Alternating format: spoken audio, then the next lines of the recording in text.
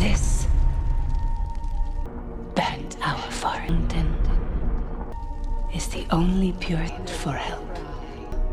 Did not come sing in this world. Our forest, my people. For help.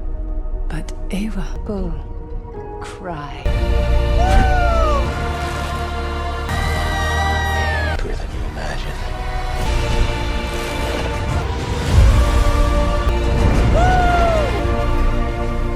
It goes much deeper. This world.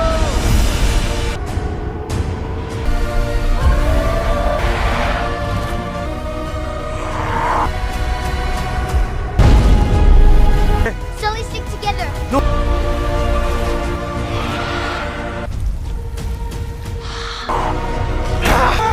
What does that always say? Protect your sister. Yes, sir.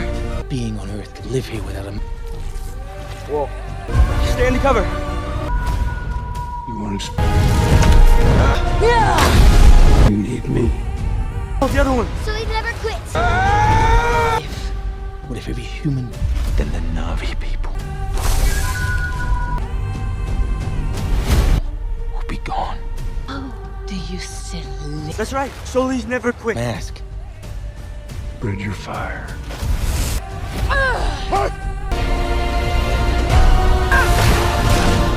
Across the world.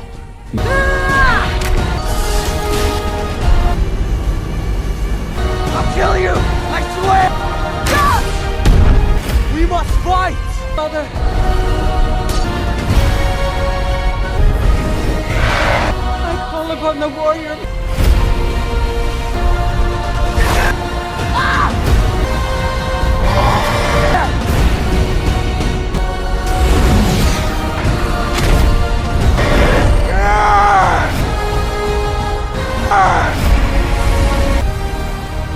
Pandora returns a broken bara, but this time, it's darker, fiercer, and on fire. Jaayein, Avatar, Fire and Ash, 2025, reveals a dangerous new side of Pandora with powerful tribes, shocking twists, and stunning visuals. In this video, we break down the movie review, hidden details, cast facts, and mind-blowing trivia you probably missed. Don't blink because Pandora has changed forever. You're watching Cinema Film Reviews.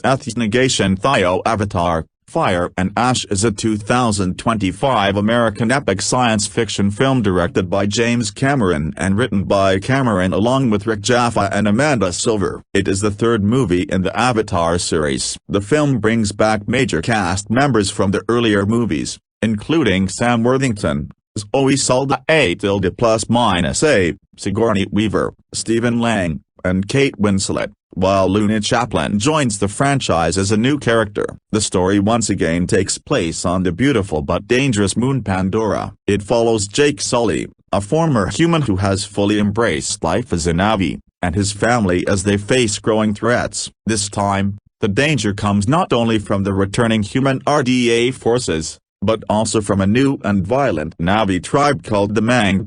Unlike other Navi, this tribe is aggressive, war-driven, and willing to work with humans, making them especially dangerous. Jake and his family are forced to fight to protect their home, their people, and their way of life. James Cameron had already expressed interest in making Avatar sequels as early as 2006. If the first film succeeded. After the massive success of Avatar in 2009, the first two sequels were officially announced in 2010, with a third film originally planned for release in December 2015. However, the project faced many delays. Cameron decided to expand the series with two additional sequels and also pushed the limits of filmmaking by developing new technology to capture underwater performance scenes, something that had never been done before. These challenges required more time for writing, planning, and creating advanced visual effects. Filming for Avatar, Fire and Ash began at the same time as Avatar, The Way of Water and New Zealand on September 25, 2017. The production lasted more than 3 years and finally wrapped in late December 2020. With a production budget estimated to be at least $350 million, the film became one of the most expensive movies ever made. The film had its world premiere at the Dolby Theatre in Hollywood on December 1, 2025.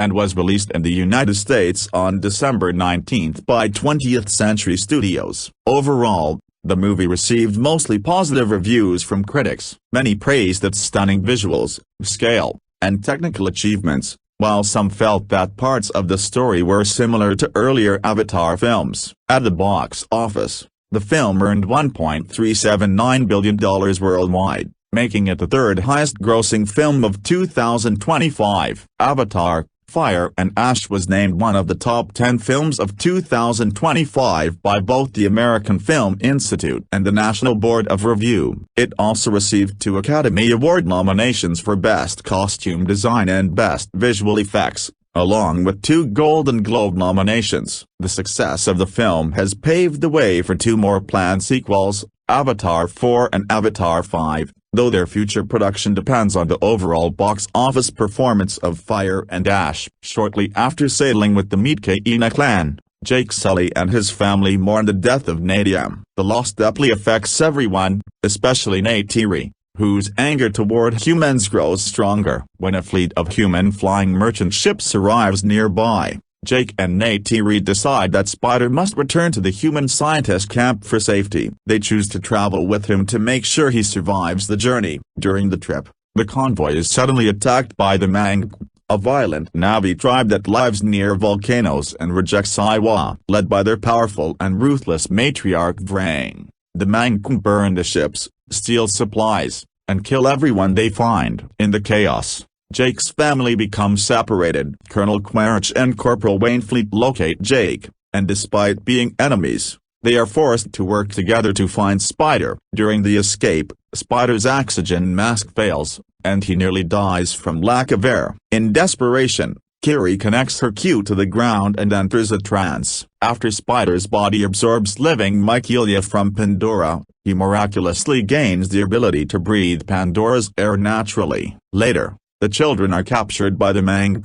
Jake and Quaritch attempt to rescue but are also captured. Quaritch begins teaching Vrang how to use human weapons, including guns. Using her unique power, Kiri commands the surrounding plants to kill their guards, allowing everyone to escape. When scientists Norm Spellman and Max Patel examine Spider, they discover a new organism inside his body. They realize it could be used to help all humans breathe on Pandora. Spider also develops a neural Q, allowing him to bond with Pandora's wildlife like a Navi. Around this time, Kiri learns that Zyada that Iwa herself created her, though she is still unable to fully connect with Iwa. Quaritch later visits the Mang village and supplies them with firearms and flamethrowers. He convinces them to form an alliance with the humans and begins a romantic relationship with Vrang. Meanwhile, Kiri helps Spider bond with Pandora's creatures, but they are ambushed, and Spider is captured by Quaritch. Quaritch then leads the Mang in an attack on the Metcaina village, demanding that Jake surrender. To prevent a full-scale war, Jake gives himself up, and both he and Spider are taken to the human stronghold, Bridgehead City, now occupied by the Mang. Elsewhere, Loak searches for Bacon but is attacked by giant squid-like creatures. He is saved by the Talcan whales, who gather in large numbers every year. Human hunters plan to slaughter them for profit, despite protests from RDA biologist Ian Garvin, who was ignored. Back at Bridgehead City, Spider is experimented on, while Jake is scheduled for execution. Naye sneaks into the base, and Dian steals a bulldozer to free Jake. Spider escapes the labs and protects Jake and Naye by acting as a human shield, knowing the humans cannot kill him. After escaping, Jake nearly kills Spider, fearing he could be used to conquer Pandora, but stops himself. Naye finally accepts Spider as part of their family. Jake warns the Talcan Council about an upcoming massacre, but they initially refuse to fight. Loak brings Bacon and Thanok, the scarred survivor of a human attack, and the elders change their minds. Jake bonds again with Toryuk, rallies the Navi clans, and prepares for war. When the RDA fleet arrives, the Talcan and Navi launch a massive ambush. The Mank and Quaritch strike back fiercely. During the battle, Medcaine leader Ronald is mortally wounded and dies while giving birth. Neytiri saves her newborn, Brill, but is captured and taken to the RDA flagship. With help from Spider and Took, Kira finally connects with Iwa and begs for help. In response, Pandora's wildlife attacks the remaining human forces, saving the Talcan. Rang tries to kill Neytiri but is stopped by Kiri. Jake's Tawaryuk destroys the RDA flagship using a powerful magnetic flux. Jake and Quaritch are thrown into it and fight one last time. When Spider falls, they are forced to work together to save him. As Neytiri and the children arrive, Quaritch falls away and disappears. After the battle, Spider and the Medcaine connect to the underwater spirit trees, where Spider meets the spirits of fallen Navi. Kiri introduces Spider to Grace, and together they welcome him as one of the Navi people. Casting overview in Avatar, Fire and Ash. The casting for Avatar, Fire and Ash represents a blend of returning veterans from the previous films in the franchise and fresh faces introduced to expand the universe of Pandora. James Cameron, the director, has always emphasized performance capture technology, which allows actors to embody the Navi characters through motion capture suits, enabling expressive performances that are then translated into the blue-skinned aliens. This technique demands a unique set of skills from the cast, combining physicality, emotional depth, and an understanding of the cultural nuances of the Navi world. The selection process for the film involved rigorous auditions, with Cameron personally overseeing many of them to ensure authenticity in portraying the diverse tribes, including the new Ash people. Sam Worthington reprises his role as Jake Sully, the former Marine-turned-Navi leader. Worthington's journey with the character began in the 2009 original Avatar, where he portrayed a paralyzed veteran who finds new purpose on Pandora. In Fire and Ash, Jake is depicted as a grieving father and strategic warrior, dealing with the aftermath of his son Nadium's death. Worthington has spoken about how the role evolved, noting that Cameron encouraged him to draw from real-life experiences of loss to infuse authenticity into Jake's arc. His performance capture work involved intense physical training, including simulated flight sequences on banshees and underwater scenes, even though much of it is digitally enhanced. Worthington's Australian background brings a rugged everyman quality to Jake, making him relatable as the bridge between human and Navi cultures. Zoe Saldana+A returns as Neytiri, Jake's fierce mate and a central figure in the Sully family. Saldana+A's portrayal has been pivotal since the first film, where she embodied the grace and ferocity of a Navi warrior. In Fire and Ash,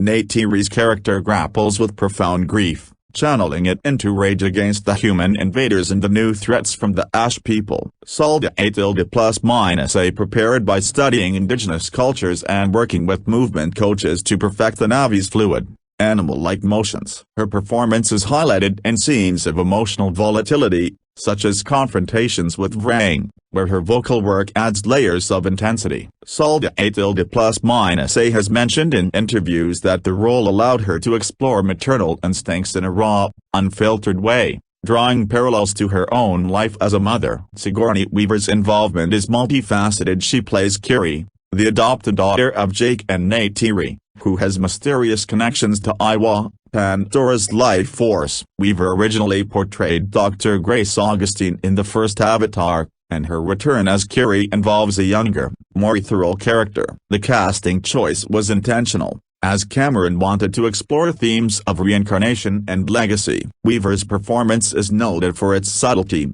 capturing Kiri's anxiety and spiritual depth through nuanced facial expressions captured in mocap. Behind the scenes, Weaver underwent spiritual retreats to embody Kiri's connection to nature, which critics have praised as one of the film's standout elements. Stephen Lang reprises Colonel Miles Quaritch, the antagonistic military leader who returns as a recombinant avatar. Lang's performance has been a highlight of the series, bringing a menacing charisma to the role. In Fire and Ash, Quaritch's character delves deeper into moral ambiguity. questioning his loyalty to the RDA while pursuing revenge against the Sullies. Lang's preparation included military training and voice modulation to convey the character's evolving psyche. His scenes with Spider, his son, add emotional complexity, showcasing Lang's ability to humanize a villain. Karein has lauded Lang's dedication, noting how he improvised lines during capture sessions to enhance the character's depth. Duniya Chaplin joins as Hain,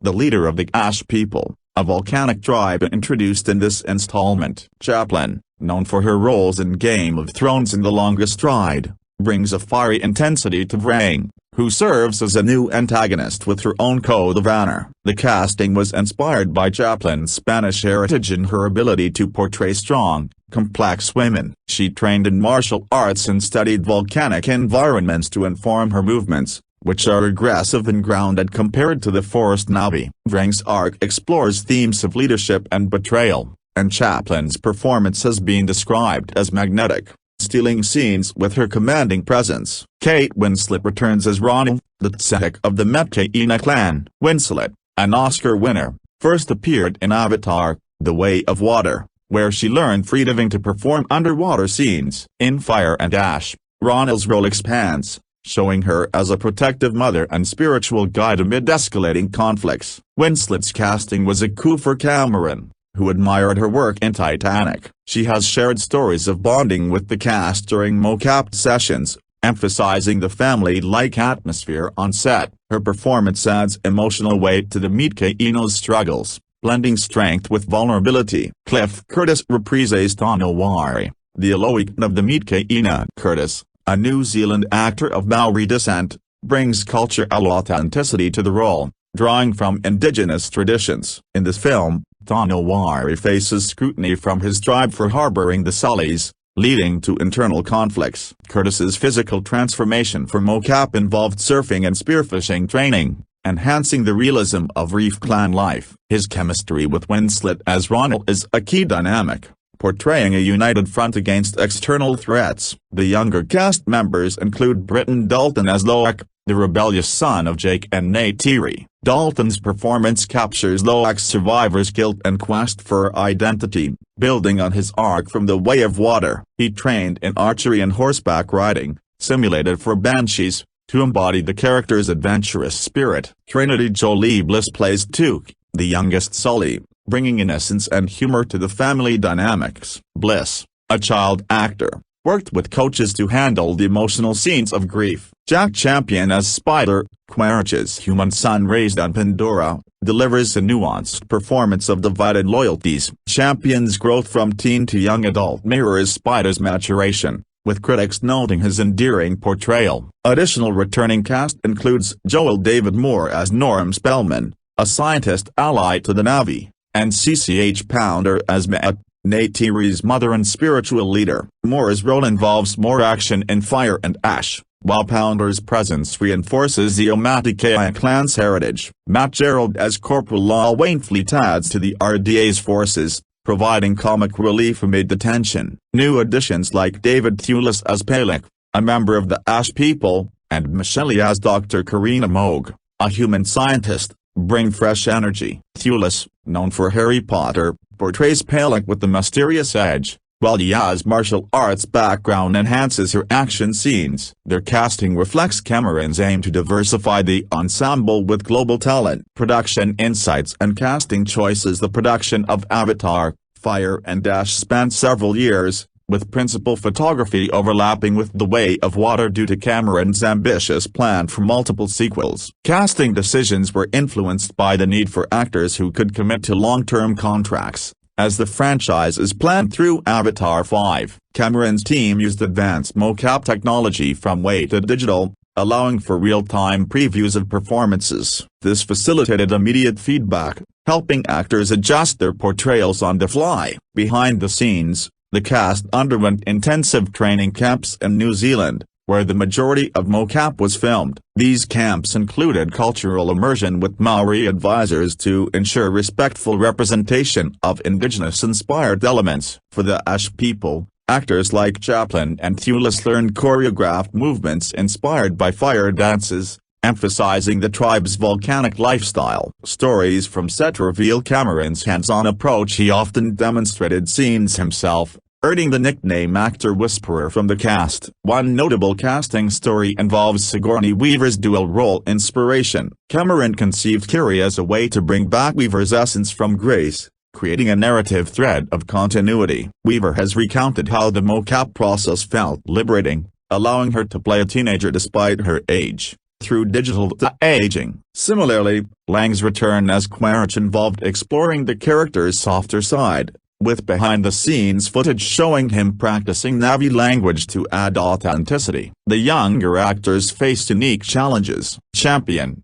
as Spider, had to perform in human attire amid Na'vi mocap, requiring scale adjustments in post-production. Dalton and Bliss bonded like siblings, which translated to on-screen chemistry. Cameron encouraged improvisation in family scenes to capture natural interactions, leading to some of the film's most heartfelt moments. Casting for minor roles, such as RDA pilots and Na'vi extras, involved local New Zealand talent to support the industry. Actors like Timothy Parsons as Mako Sub Pilot No. 1 and Christopher Allen Moore as Mako Sub No. 2 Pilot brought realism to the human military sequences. These roles, though small, contribute to the immersive world building. Character analysis and performances in Avatar, Fire and Ash. Characters are driven by themes of grief, revenge, and cultural clash. Jake Sully's arc, portrayed by Worthington, evolves from protector to a more reflective leader, questioning the cost of war. His performance is grounded in quiet moments of doubt, contrasting the action spectacle. Critics have noted how Worthington's subtle expressions convey Jake's internal conflict, making him the emotional anchor. Neytiri's rage, fueled by Nadiam's death, is solda a tilde plus minus as tour de force. Her confrontations with Vrang highlight a mirror of female strength, exploring how grief can lead to radical actions. Solda a tilde plus minus as vocal and physical intensity elevates these scenes, drawing comparisons to iconic warrior roles. Kiri's spiritual journey, played by Weaver, introduces mystical elements. Her anxiety and connection to Iwa provide a counterpoint to the violence, with Weaver's performance adding layers of wonder and vulnerability. It's a standout, blending sci-fi with emotional depth. Quaritch's complexity, thanks to Lang, blurs villain lines. His relationship with Spider explores paternity and redemption, with Lang's menacing yet poignant delivery earning praise. The character's evolution from pure antagonist to a conflicted figure is a highlight. Vrang, as interpreted by Chaplin, represents the Ash people's devotion. Her fiery leadership and moral code challenge the Sully's views, with Chaplin's performance noted for its hypnotic quality, intense dialogues, low skill and growth, via Dalton, resonate with younger audiences, while Took's Innocence, by Bliss, offers levity. Spider's identity crisis, performed by Champion, adds humanity to the Na'vi world. Ronald Tanawari's roles, by Winslet and Curtis, deepen the Mitke'ina's plight, with their performances emphasizing community and resilience. New characters like Pelek and Dr. Moog introduce intrigue, with Thulis and Yaa delivering compelling supporting turns. Plot integration with cast performances. The plot of Fire and Ash integrates the cast's performances seamlessly, with grief as the central thread. The Sully family's dynamics drive the narrative, from Jake and Neytiri's marital strains to the children's individual struggles. The introduction of the Ash people, led by Vrang, escalates the conflict, allowing for epic battles where the actor's physical training shines. Key sequences, like the sky battle and volcanic confrontations, showcase the ensemble's synergy. Quaritch's pursuit intersects with Spider's arc, creating tense family drama amid action. The film's emotional peaks, such as Neytiri's rage-fueled decisions, are elevated by solda a tilde plus minus as commitment. Supporting characters like Matt and Norm provide continuity, their performances grounding the fantastical elements. The cast's collective effort in mocap brings Pandora to life, making the plot's themes of nature versus civilization more impactful. Visual effects and cast collaboration. The visual effects in Fire and Ash enhance the cast's performances, with Zyada's technology capturing every nuance. Actors collaborated with VFX artists to refine their digital avatars, ensuring expressions match intent. For instance, Chaplin's brain features Ash-inspired designs that complement her movements. Underwater and flight scenes required the cast to perform in tanks and on wires, with Cameron pushing for realism. The result is a seamless blend where performances feel organic in the CGI world. Themes explored through characters' themes of grief manifest differently: Jake's strategic withdrawal, Neytiri's vengeance, Kiri's spiritual seeking. The Ash people's devotion contrasts the Sully's family bonds, questioning morality in war. Performances underscore these, making the film more than spectacle. Cultural clashes are embodied in Vrang vs. Neytiri duels, highlighting diverse Na'vi societies. The cast's diverse backgrounds enrich this exploration. Avatar, Fire and Ash, 2025, Comprehensive Analysis Production. Avatar, Fire and Ash represents one of the most ambitious and expensive film productions in cinema history, with an estimated production budget of at least $350 million, positioning it among the most expensive films ever made. The third installment in James Cameron's groundbreaking science fiction franchise was produced by Lightstorm Entertainment and distributed by 20th Century Studios, continuing the legacy established by the original Avatar in 2009 and Avatar: The Way of Water in 2022. The production was overseen by legendary filmmaker James Cameron, who directed, co-wrote, and produced the film alongside the late John Landau, who passed away on July 5, 2024, and will receive a posthumous producer credit. Additional executive producers included Richard Bainham, Ray Sanchini, and David Valdez, bringing together a team of industry veterans who had worked extensively on the previous Avatar films. The film's screenplay was written by Cameron in collaboration with Rick Jaffa and Amanda Silver,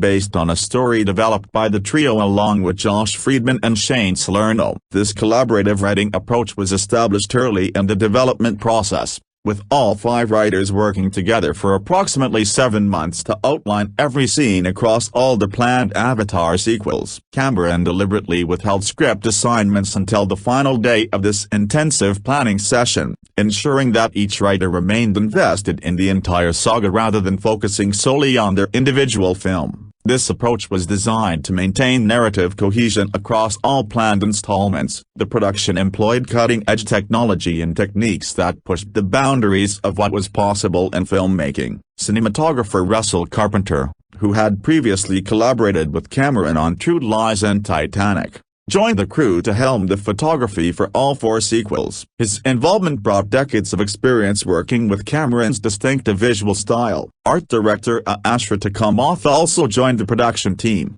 contributing to the visual design and world-building that would bring the new regions of Pandora to life. One of the most significant technological achievements of the production was the continued development and refinement of performance capture technology, particularly for underwater scenes. Kirk Crack, founder of Performance Freediving International, worked as a freediving trainer for the cast and crew, preparing them for the extensive underwater performance capture sequences that had never been attempted before in cinema. This training was essential for capturing the realistic movements and interactions of characters in Pandora's aquatic environments. The visual effects work was handled by the renowned New Zealand-based studio Zyada Digital, which officially commenced work on the Avatar sequels on July 31, 2017. The studio had been instrumental in creating the groundbreaking visual effects for the original Avatar and continued to push technological boundaries with each subsequent film. By February 2024,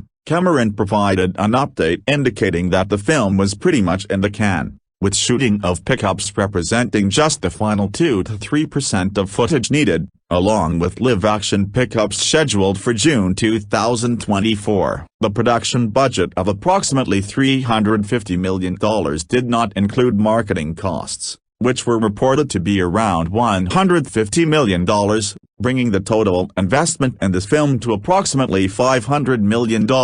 This massive financial commitment reflected both the scale of Cameron's vision and the studio's confidence in the Avatar franchise's ability to deliver substantial returns at the global box office. The production also benefited from significant support from the New Zealand government, which had committed to at least 500 million New Zealand dollars, approximately 410 million US dollars, being spent on production activity in New Zealand. In return, the government raised its baseline tax rebate for filmmaking from 15% to 20%, with 25% available to international productions in some cases and 40% for New Zealand productions. This partnership helped make New Zealand the primary production base for the Avatar sequels. Development and pre-production. The journey toward Avatar, Fire and Ash began long before cameras started rolling, tracing its origins back to mid-2006 when James Cameron first expressed interest in creating sequels to Avatar if the original film proved successful. Following the unprecedented success of Avatar in 2009, which became the highest-grossing film of all time,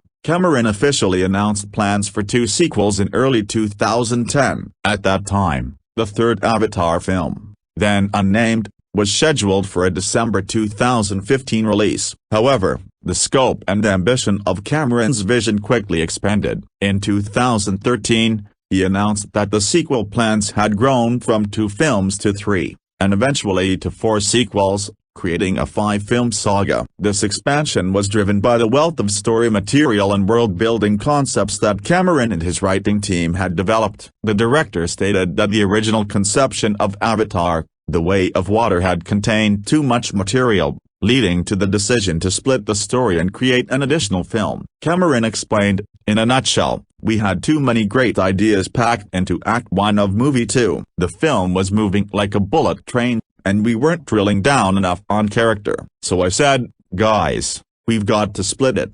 The development process involved extensive world building and planning. In late 2013, Cameron announced that production would take place in New Zealand, with performance capture scheduled to begin in 2014. The agreement with the New Zealand government included a requirement that at least one world premiere be held in Wellington, cementing the country's role as the production home for the franchise. Throughout 2014 and 2015, the development process continued as Cameron and his team worked on refining the scripts and developing the new technology required to realize his vision. The director was particularly focused on creating technology capable of capturing performance in underwater environments, something that had never been accomplished in cinema history. This technological development required significant research and testing, contributing to multiple delays in the production timeline. The writing process was highly collaborative and intensive. According to Cameron, the team of 5 writers met for 7 months to whiteboard every scene in every film together. This collaborative approach ensured that all the sequels would form a cohesive narrative arc while maintaining individual identity. The eventual writing credits for each film remained unclear during development,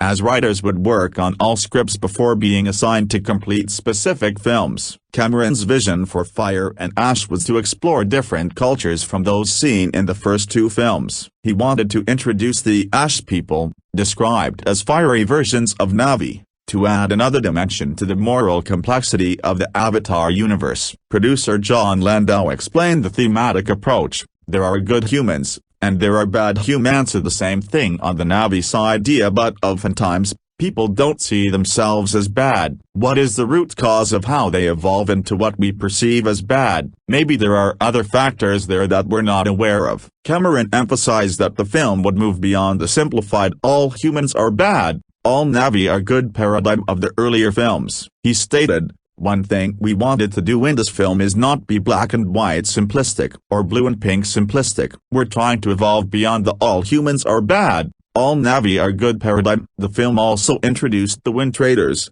described by Cameron as nomadic traders, equivalent to the camel caravans of the Spice Road back in the Middle Ages. This edition reflected Cameron's commitment to expanding the cultural and societal complexity of Pandora. In November 2018, BBC News reported that Avatar, The Seed Bearer was a potential title for the film. However, Cameron later told Entertainment Tonight that while the title was under consideration, no final decision had been made. The official title, Avatar, Fire and Ash, was finally revealed on August 9, 2024, at the D23 fan convention. Cameron explained the significance, I don't think I could say too much about it until you actually see the film and you see what it means. But if you think of fire as hatred, anger, violence, that sort of thing, and ash is the aftermath. So what's the aftermath? Grief, loss, right? And then what does that cause in the future? More violence,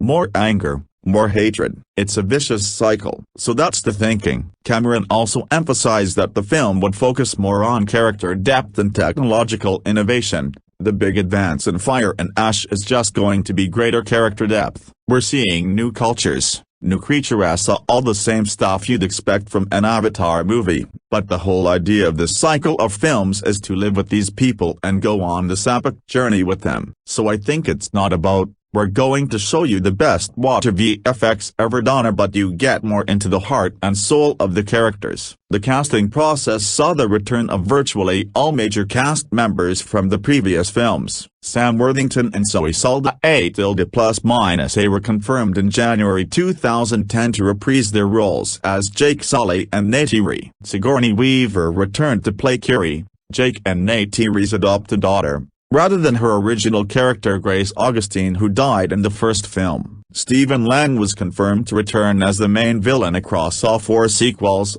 playing the resurrected Colonel Miles Quaritch. In October 2017, Kate Winslet signed on for all 4 sequels as Ron, reuniting with Cameron for the first time since Titanic. Cameron commented on the casting, "Kate and I had been looking for something to do together for 20 years. Since our collaboration on Titanic, which was one of the most rewarding of my career." The major new addition to the cast was Una Chaplin, who joined in June 2017 as Hain, described as a strong and vibrant central character who spans the entire saga of the sequels starting with Fire and Ash. Cameron characterized Hain as the leader of a people who have gone through an incredible hardship. "She's hardened by that. She will do anything for them, even things that we would consider to be evil." David Thewlis also joined the cast, revealing his involvement in April 2018. He clarified in June 2020 that he would appear in Avatar,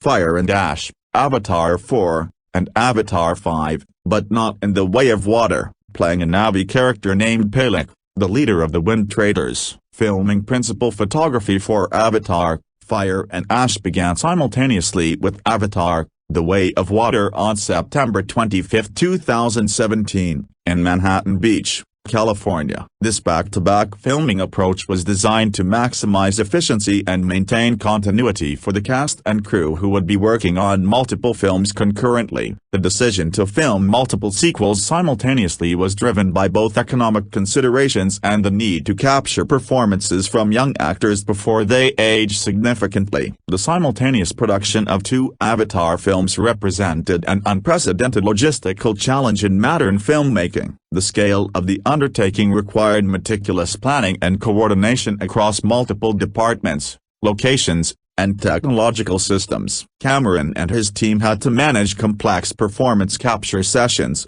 live-action filming, and the integration of various visual effects elements while maintaining the narrative coherence of 2 distinct but interconnected stories. Performance capture filming with the principal cast was completed on November 14, 2018. When Cameron announced that filming with the main performance capture actors had wrapped. This milestone represented a significant achievement in the production timeline, though substantial work remained on both films. Cameron indicated at the time that most filming on the next 2 sequels, Avatar 4 and Avatar 5, would begin after completing post-production on the first 2 sequels. Live-action filming for Avatar, Fire and Ash and its predecessor commenced in New Zealand in early 2019, according to producer John Landau. The production utilized various locations throughout New Zealand, taking advantage of the country's diverse landscapes and well-established film production infrastructure. The New Zealand portion of the production was crucial for capturing the live-action elements that would be integrated with the performance capture and visual effects work. However,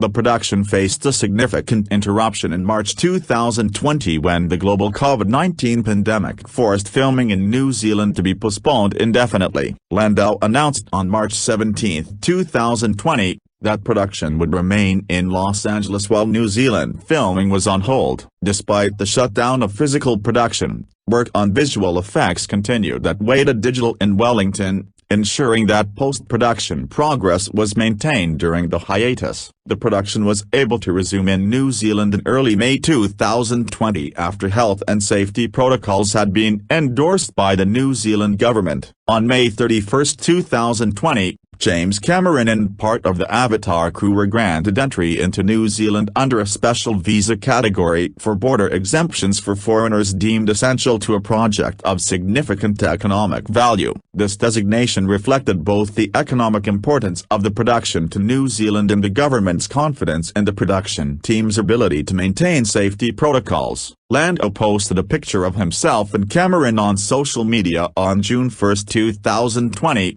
confirming their arrival in New Zealand and the resumption of production activities. The team worked under strict health and safety protocols that had been developed in consultation with New Zealand health authorities, setting a precedent for major film productions during the pandemic. In September 2020, Cameron announced that 95% of Avatar, Fire and Ash had been completed, indicating that the bulk of principal photography was nearing its end. The final weeks of production focused on completing remaining scenes and capturing any additional footage needed to complete the narrative. Filming officially wrapped in late December 2020, after more than 3 years of principal photography spanning both Avatar, The Way of Water and Fire and Ash. The extended filming period reflected the complexity and scope of Cameron's vision. The production employed innovative filming techniques, including underwater performance capture that required extensive training and preparation from the cast. Kate Winslet famously held her breath for over 7 minutes during filming, setting a record for breath-holding in a film production. This dedication exemplified the commitment of the entire cast to achieving Cameron's vision. Following the December 2022 release of Avatar, The Way of Water, Cameron made the decision to partially rewrite the script of Fire and Ash to incorporate additional scenes involving the Toryuk, the great Leonopteryx that appeared in the first film. This decision required some reshoots and additional filming, demonstrating Cameron's willingness to refine and improve the film even after principal photography had been completed. The filming also involved extensive work with young actors who portrayed Jake and Neytiri's children: Britton Dalton, Loic, Trinity Jolie Bliss, Tak Tauri, Jack Champion, Spider, and Bailey Bass, Syria, all returned to their roles, having aged naturally during the extended production period. Cameron had specifically chosen to film the sequels back-to-back to avoid what he called the Stranger Things effect, where young actors age significantly between seasons, potentially disrupting the narrative continuity. Post-production. The post-production phase for Avatar, Fire and Ash was an enormously complex and time-consuming process that extended over several years. The scale and complexity of the visual effects work required thousands of artists and technicians working across multiple facilities, primarily at Zyada Digital in New Zealand, to transform the performance capture and live-action footage into the final film. Cameron characterized the post-production process as an artistic endeavor rather than merely a technical exercise. It's not about the technology, but about the minds and eyes of the computer artists. It's a very, very creative process. It's artistry. Thousands of people are involved and conducting the orchestra to get it all pitch perfect right now. The visual effects work for Fire and Ash built upon the technological foundations established by the first two Avatar films while introducing new techniques and refinements. The film featured extensive performance capture sequences that required translating the actors' performances into the movements and expressions of Na'vi characters. This process involved detailed facial capture technology capable of recording subtle emotional nuances, which were then applied to the digital character models. Zyada Digital's work on the film encompassed virtually every frame,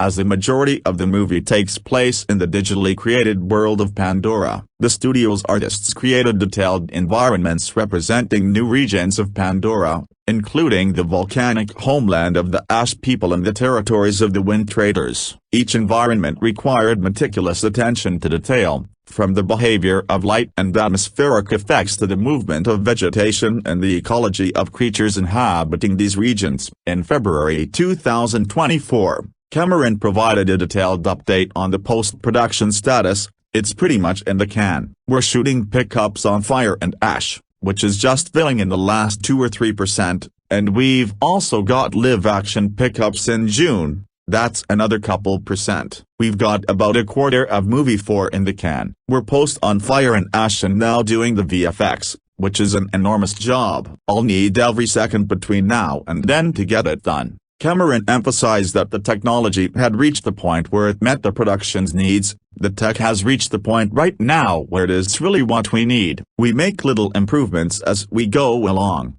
but we're there. The whole point is we jump back. That's why we spent 7 years building to it and 4 years shooting the 2 films together. The editing process was overseen by Stephen E. Rifkin, Nicholas Detoth, and John Refuwa, who worked to assemble Cameron's extensive footage into a coherent narrative. In December 2022, it was reported that Cameron's first cut of Fire and Ash had a running time of 9 hours. However, Cameron later clarified that this figure represented the combined length of Avatar, Fire and Ash, Avatar 4, and Avatar 5, each being approximately 3-hour films. The final runtime of Avatar, Fire and Ash was confirmed at 3 hours and 17 minutes, making it longer than Avatar, The Way of Water's 3 hours and 12 minutes. Cameron had previously stated that Fire and Ash would be longer than its predecessor, reflecting his commitment to telling the story without compromising his vision for the sake of a shorter runtime. The color grading and finishing work aimed to create a consistent visual aesthetic while allowing each region of Pandora to have its distinctive look and feel. The Ash people's volcanic territory required a different color palette and lighting approach compared to the oceanic environments of the Mscinemafilmreviews or the forests of the Omaticaya. These visual distinctions helped audiences understand the geographical and cultural diversity of Pandora. The 3D post-production was particularly crucial for Fire and Ash,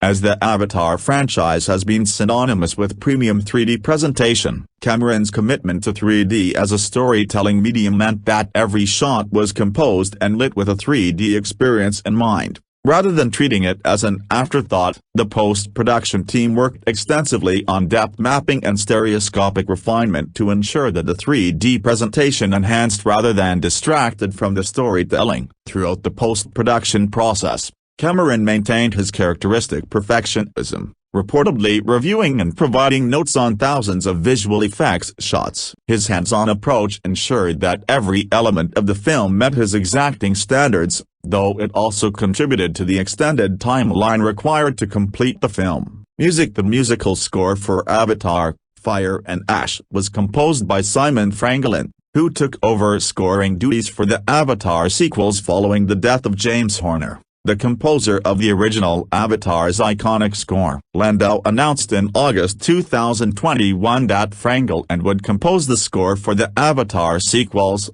bringing continuity to the franchise's musical identity. Frangulin had worked closely with Horner on the original Avatar as an orchestrator and music producer, giving him intimate knowledge of the musical themes and motifs established in the first film. His approach to Fire and Ash involved honoring Horner's legacy while developing new musical themes for the expanded world of Pandora and the new characters introduced in the third installment. The score incorporated themes from the original Avatar, particularly those associated with Jake and Neytiri, while introducing new musical motifs for the Ash people, bravery, and other new elements of the story. The contrast between the musical characterization of different Na'vi clans helped establish their distinct cultural identities and philosophical approaches. In October 2025, it was announced that Miley Cyrus would create an original song for the film titled Dream as One, co-written with Mark Ronson and Andrew Wyatt. This collaboration brought contemporary pop sensibilities to the Avatar franchise while maintaining thematic connections to the film's narrative about unity and understanding across cultural divides. The song was released on November 14, 2025,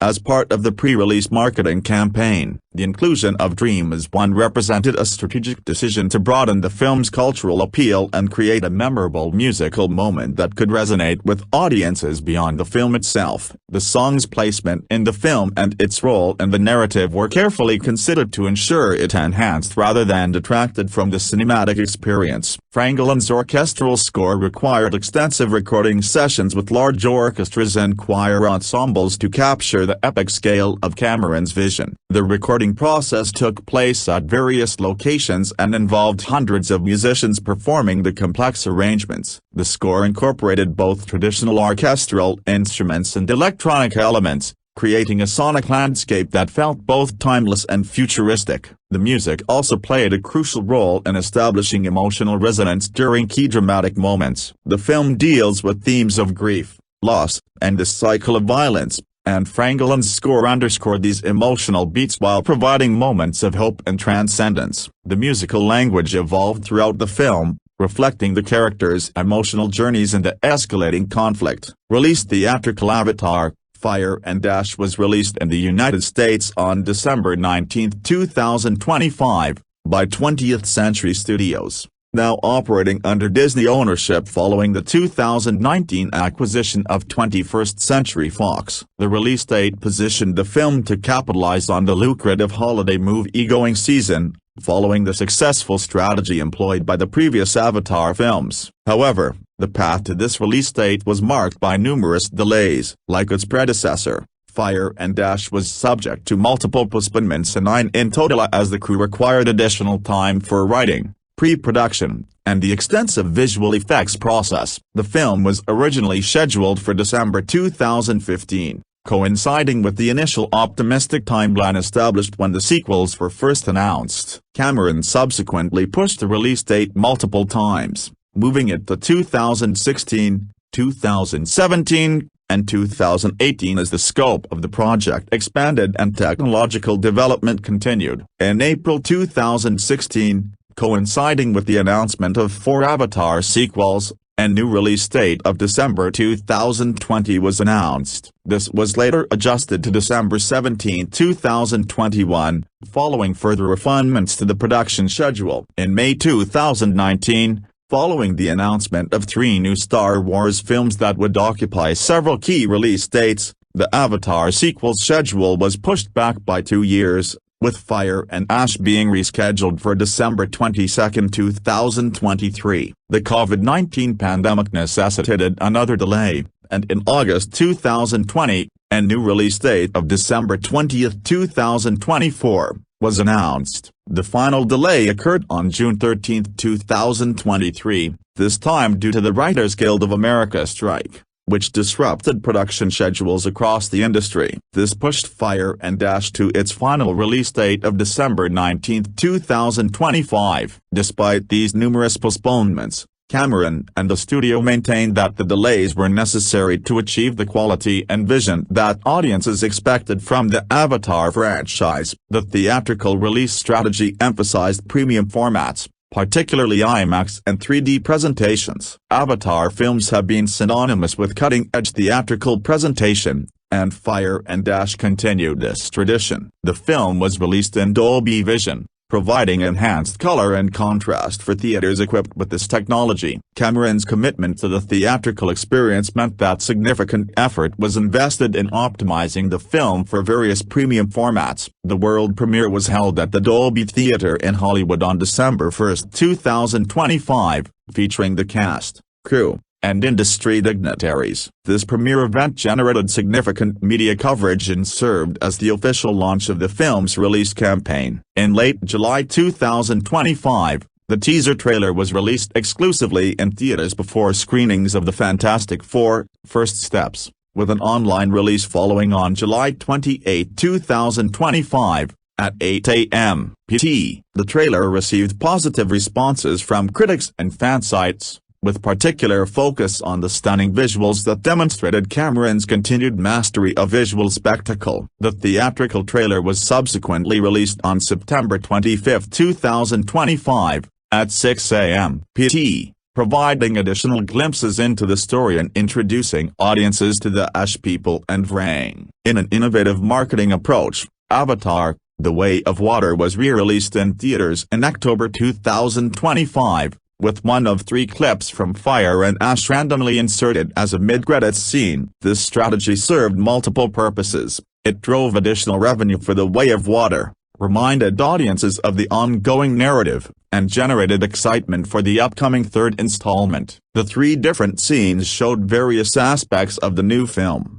Quaritch's confrontation with Vrang, the Sully family meeting Palak and boarding a wind trader ship, and an attack by Ash Navy on the Sully family's wind trader vessels. The marketing budget for the film was reported at approximately $150 million, reflecting the scale of the campaign required to promote such a major release. The marketing emphasized the film's visual spectacle, the emotional stakes of the Sully family's journey, and the introduction of new threats and allies on Pandora. The campaign spanned traditional media, digital platforms, social media, and experiential marketing activations designed to immerse potential audiences in the world of Pandora. The film opened in approximately 3,800 theaters in North America, representing one of the widest releases of the year. International release dates were staggered to some extent, with Hong Kong receiving the film on January 8, 2026, while most major markets opened day and date with the North American release. Home media. As of the current date, specific details about the home media release of Avatar,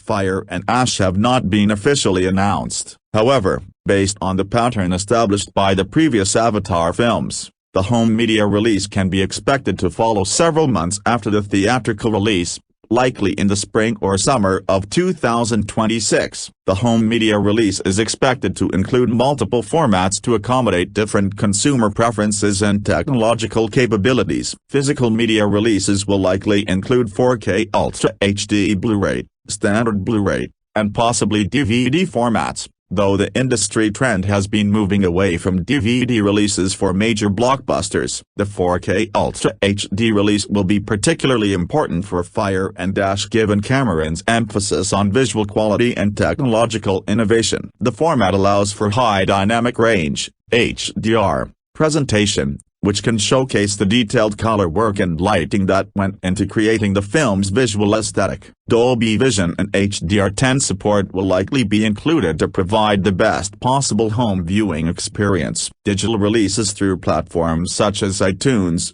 Amazon Prime Video, Vudu, and other digital retailers are expected to coincide with or slightly precede the physical media release. These digital versions will offer the same quality options as physical media, including 4K with HDR, allowing consumers to choose their preferred method of ownership. Streaming availability through Disney Plus is anticipated several months after the initial home media release, following the pattern established with Avatar, The Way of Water. As a Disney-owned property through 20th Century Studios, Fire and Ash will eventually join the Avatar films already available on the platform, providing subscribers with access to the complete trilogy. The home media release is expected to include extensive bonus features, potentially comprising behind-the-scenes documentaries, deleted or extended scenes, commentary tracks from Cameron and other key creative personnel, and featurettes exploring the visual effects,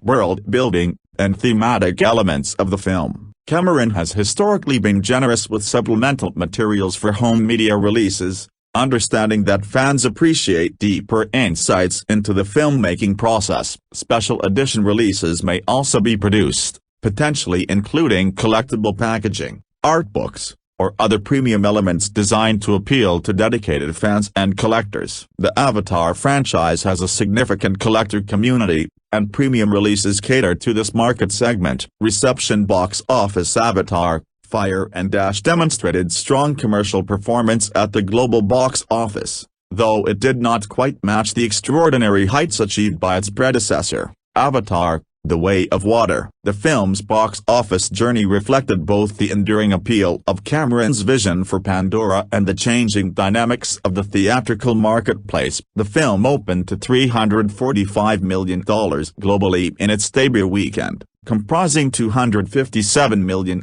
internationally and $88 million domestically. While this represented a robust start and the second largest opening of 2025 behind Disney's Zootopia 2, it fell short of The Way of Water's $435 million opening over the same time frame. This decline sparked initial concerns about whether the franchise could maintain its momentum, though industry analysts noted that Fire and Ash was opening into a more competitive marketplace with different audience dynamics than its predecessor. In North America, the film opened with $89.2 million from 3,800 theaters, representing a solid but not spectacular debut. The opening weekend performance positioned it as one of the top theatrical releases of 2025, though it trailed several other major releases. However, Avatar films have historically demonstrated strong staying power, with long theatrical runs driven by positive word-of-mouth and repeat viewings rather than front-loaded opening weekends. The international performance was led by China, where Fire and Ash earned $57.6 million in its opening weekend, slightly above The Way of Water's $56 million debut in the same market. This made it the second highest opening for an MPA release in China in 2025, behind only Zootopia 2. Other strong international markets included France with $21.4 million, Germany with $18 million, Korea with $13.6 million, and the United Kingdom with $11.9 million. Premium format showings represented a significant portion of the opening weekend gross, with IMAX, 3D, and other premium formats accounting for approximately 66% of total grosses. IMAX alone delivered $43.6 million globally, representing nearly 14% of the worldwide opening on less than 1% of screens. This marked IMAX's biggest opening of 2025 and the fifth largest opening in the company's history, demonstrating the continued appeal of experiencing Avatar films in the highest quality theatrical presentations. The film demonstrated strong holding power in its second weekend, falling just 28% to $64 million domestically and bringing its 10-day total to $217.6 million.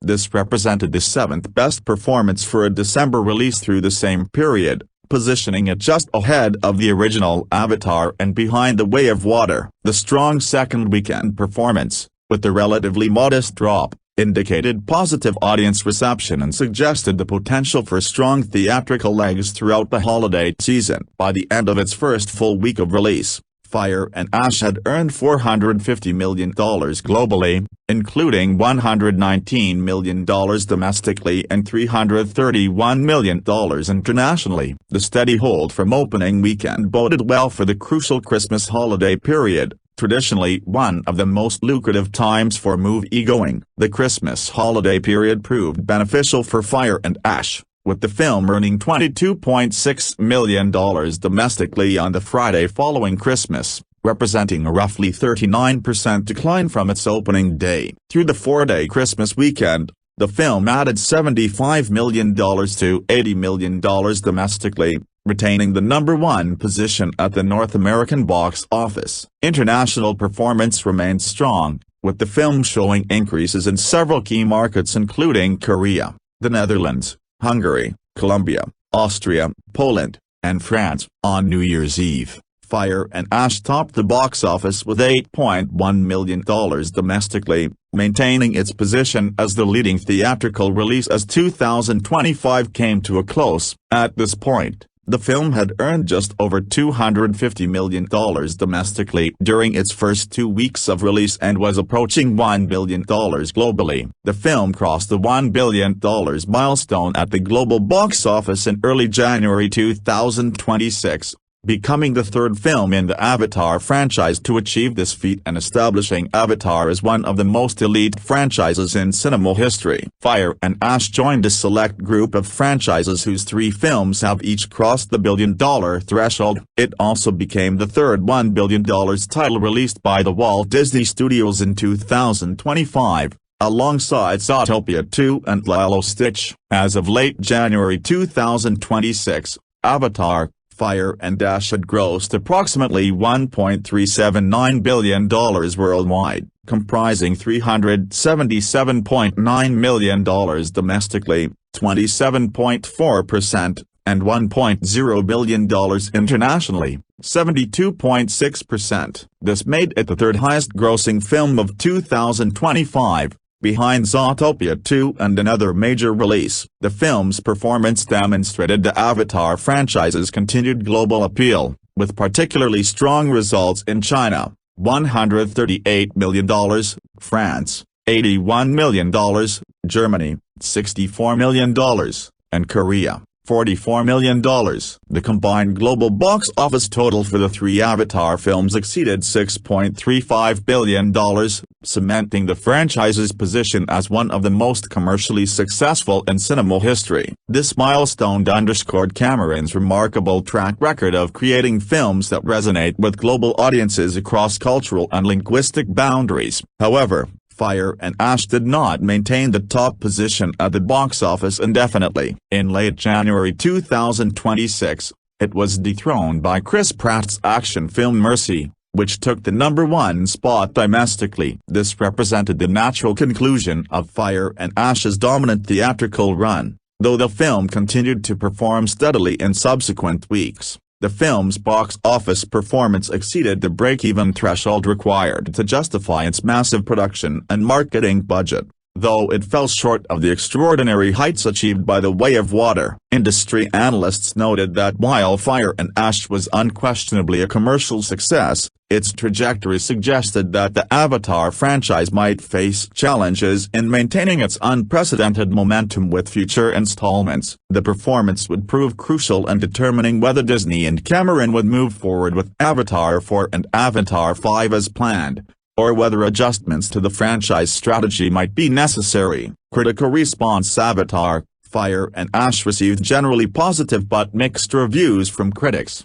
earning a fresh rating on Rotten Tomatoes while simultaneously setting a franchise record for the lowest critical score. Based on over 200 reviews, the film holds a 68% approval rating on Rotten Tomatoes, falling below Avatar, The Way of Water's 76% and the original Avatar's 81%. This decline in critical enthusiasm reflected growing concerns about narrative repetition and diminishing returns. Even as critics acknowledge the film's technical achievements, the critical consensus on Rotten Tomatoes reads, remaining on the cutting edge of visual effects, Fire and Ash repeats the narrative beats of its predecessors to frustrating effect, but its grand spectacle continues to stoke one-of-a-kind thrills. This summary encapsulates the divided nature of the critical response, with reviewers torn between admiration for Cameron's visual mastery and frustration with the familiar story structure. Visual effects and technical achievement were universally praised by critics. Reviewers consistently described the film as a stunning spectacle,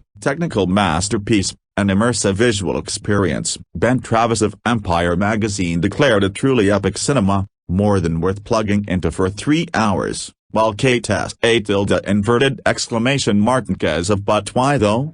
Stated it was the best big cinematic experience you can have in these modern times. The consensus held that Cameron had once again pushed the boundaries of what was possible in cinema, creating environments and creatures that felt tangible and lived in despite being entirely digital creations. The introduction of Una Chaplin's Vrang as the leader of the Ash people received particular praise from critics. Multiple reviewers identified her as a standout element of the film, describing her as a compelling antagonist who brought moral complexity to the narrative. Critics appreciated that Vrang was not simply evil but rather a leader who believed she was acting in her people's best interests, adding nuance to the conflict that elevated it beyond simple good versus evil dynamics. However, the most consistent criticism centered on narrative repetition and structural similarities to The Way of Water. Brian Tallarico of RogerRabbit.com wrote, "I can't imagine anyone thinking this film is the best of the trilogy,"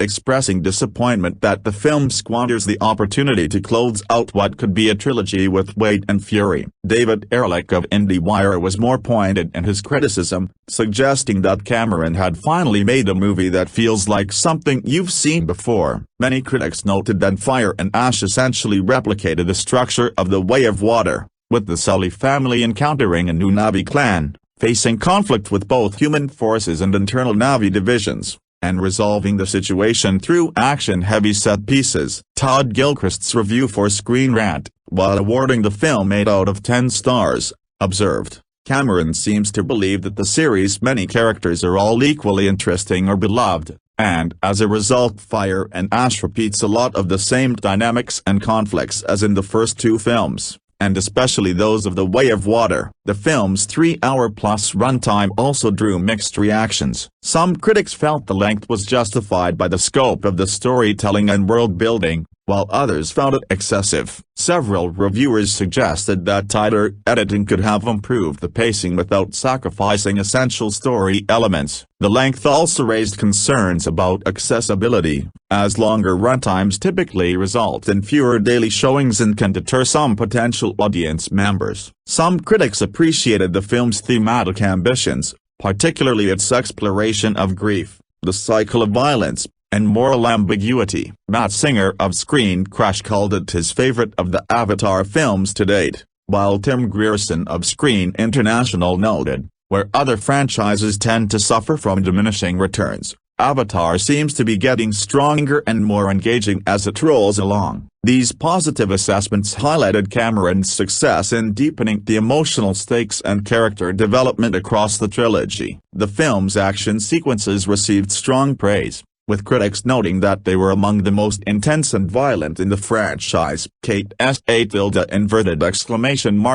observed that it was the most violent of the three and praised Cameron for not asking audiences to feel any sympathy for the pink-skins, referring to the human antagonists. The action was described as innovative, well choreographed, and visually spectacular, maintaining Cameron's reputation as one of cinema's premier action directors. In terms of individual performances, critics generally praised the cast's commitment to their roles through the demanding performance capture process. Sam Worthington and Zoe Saldana A+A received recognition for bringing emotional depth to Jake and Neytiri, particularly in scenes dealing with the grief over their son Nadiam's death. Sigourney Weaver's performance as the teenage Navi Kiri continued to impress critics, who found her portrayal convincing despite the unusual challenge of playing a character significantly younger than herself. The film received nominations for 2 Academy Awards: Best Costume Design and Best Visual Effects, along with 2 Golden Globe nominations, though it was notably absent from the Best Picture category where some had expected it to contend. The American Film Institute and the National Board of Review both named it among the top 10 films of 2025. Providing institutional recognition of its achievements even as it divided critical opinion. Audience reception proved significantly more enthusiastic than critical response, creating one of the widest gaps between professional critics and general audiences in the franchise's history. The film earned a 91% audience score on Rotten Tomatoes based on verified ratings, just 1 point below The Way of Water's 92% audience score. Additionally, Fire and Ash received a naye cinema score from opening weekend audiences and a 4.5 out of 5 rating from Post-Track, indicating strong satisfaction among those who chose to see the film in theaters. This 23-point gap between critical and audience scores was the largest in the Avatar franchise and suggested that general audiences were far more engaged by the film's spectacle and emotional storytelling than professional critics, who were more focused on narrative originality and thematic innovation. The positive audience reception proved crucial for the film's strong box office legs and suggested that Cameron's approach continued to resonate with the movie-going public even as some critics expressed fatigue with the formula. The critical response to Avatar, Fire and Ash ultimately reflected the challenges facing any long-running franchise, particularly one operating at the technical and budgetary heights of the Avatar series. While critics acknowledged Cameron's unparalleled mastery of visual effects and world-building, many felt that technical excellence alone could not compensate for what they perceived as creative stagnation. The film succeeded in delivering the spectacular experience audiences expected from an Avatar movie, but questions remained about whether the franchise could continue to evolve creatively across the planned 5-film arc. International critics largely echoed the sentiments of their North American counterparts, with particular appreciation for the visual achievements and some concern about narrative repetition. French critics praised the film's ambition and technical mastery while noting its familiarity, while Asian critics particularly appreciated the film's themes of family and sacrifice. which resonated strongly with cultural values in those markets. The mixed critical response did not significantly impact the film's commercial performance during its initial theatrical run, as audiences demonstrated continued enthusiasm for returning to Pandora. However, the declining critical scores across the trilogy raised questions about the long-term prospects of the franchise and whether Avatar 4 and Avatar 5 would need to take creative risks to reinvigorate critical enthusiasm while maintaining the visual spectacle that had defined the series. Some critics position Fire and Ash within the broader context of Cameron's career, noting that while it might not represent his finest work, it demonstrated his continued commitment to pushing technological boundaries and his unmatched ability to create immersive cinematic experiences. The film was seen as a continuation of Cameron's legacy as a pioneer who has consistently changed what audiences expect from blockbuster filmmaking. Even if this particular installment broke less new ground than its predecessors, the critical reception also sparked broader conversations about the nature of franchise filmmaking, the relationships between technical innovation and narrative creativity,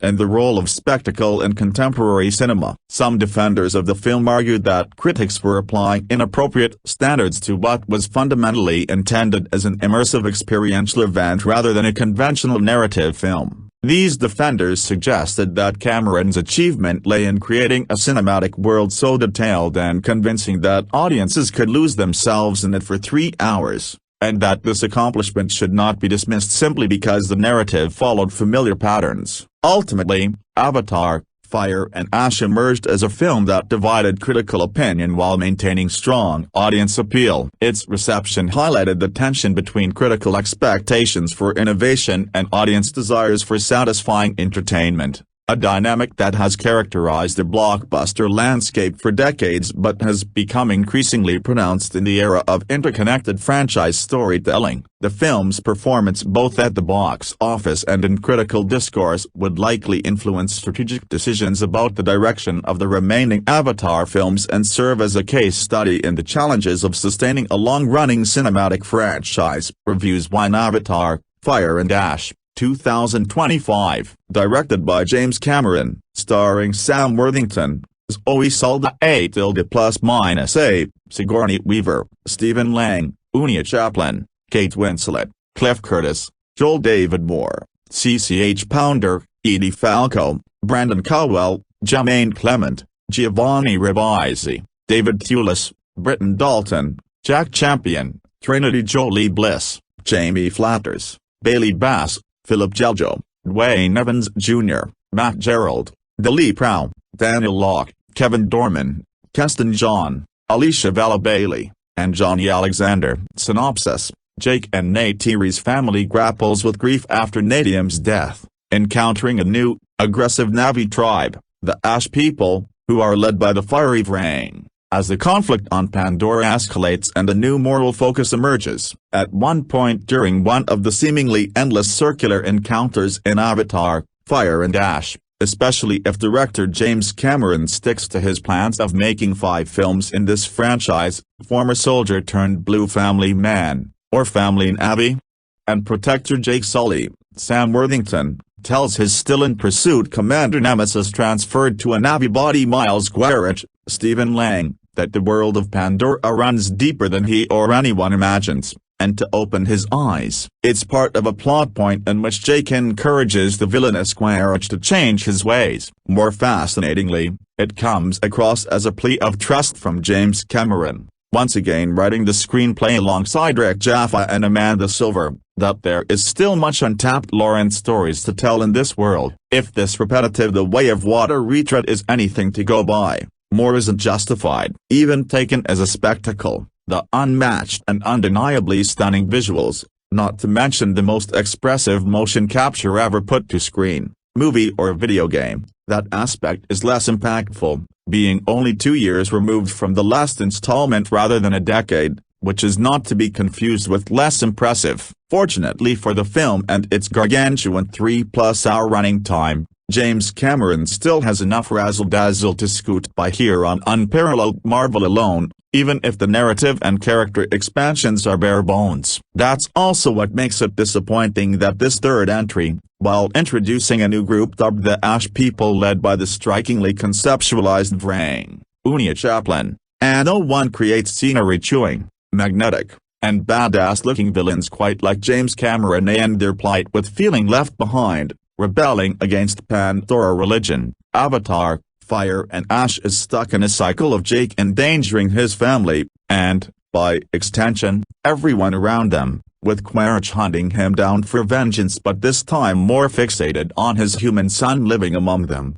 Spider, Jack Champion, who undergoes a physical transformation that makes him a valuable experiment and, for better or worse, the most important living being in this world. Even the corrupt and greedy marine biologists are back hunting the same godlike sea creatures, leading to what essentially feels like a restaging, if slightly different, riff on the climactic action beat that culminated in Last Time Around. Worse, whereas The Way of Water had a tighter, more graceful flow from storytelling to spectacle, with sequences extended and drawn out in rapturously entertaining ways, the pacing here is clunkier and frustrating, as every time these characters collide and fight, the story resets and doesn't necessarily progress. For as much exciting action as there is here, the film also frustratingly starts and stops too much. The last thing I ever expected to type about Avatar, Fire and Ash is that, for all the entrancing technical wizardry on display,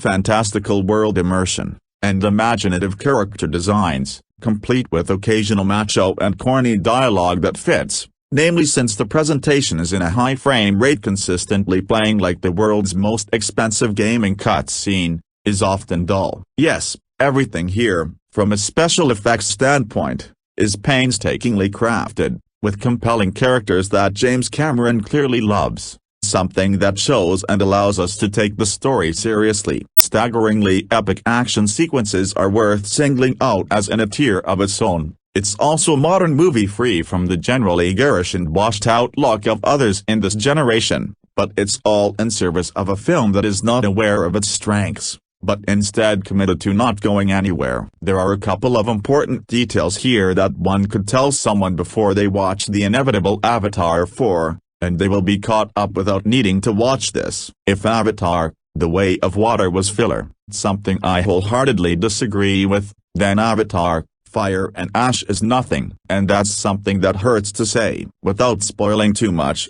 the single best scene in the entire film has nothing to do with epic-scale warring, but the smoldering courting from Quaritch for Vrang and her army of Ash people to join forces with his group. In a film that's over 3 hours, it would also have been welcome to focus more on the Ash people, their past, and their current inner workings alongside their perception of Pandora. It's not a shock that James Cameron can invest viewers into a villain without doing so, but the alternative of watching Jake grapple with militarizing the Navy and insisting everyone learn how to use Sky People firearms while coming to terms with whether or not he can actually protect his family isn't as engaging. The latter half comes across as dete copyright Yahoo. The presence of Spider amplifies the target on everyone's backs, with Jake convinced the boy needs to return to his world. His significant other Neytiri, Zoe Salda A++A, with rage building inside her stemming from the family losing a child in the climax of the previous film, encourages a more aggressive approach and is ready to kill Spider if him being a part of the family threatens their remaining children,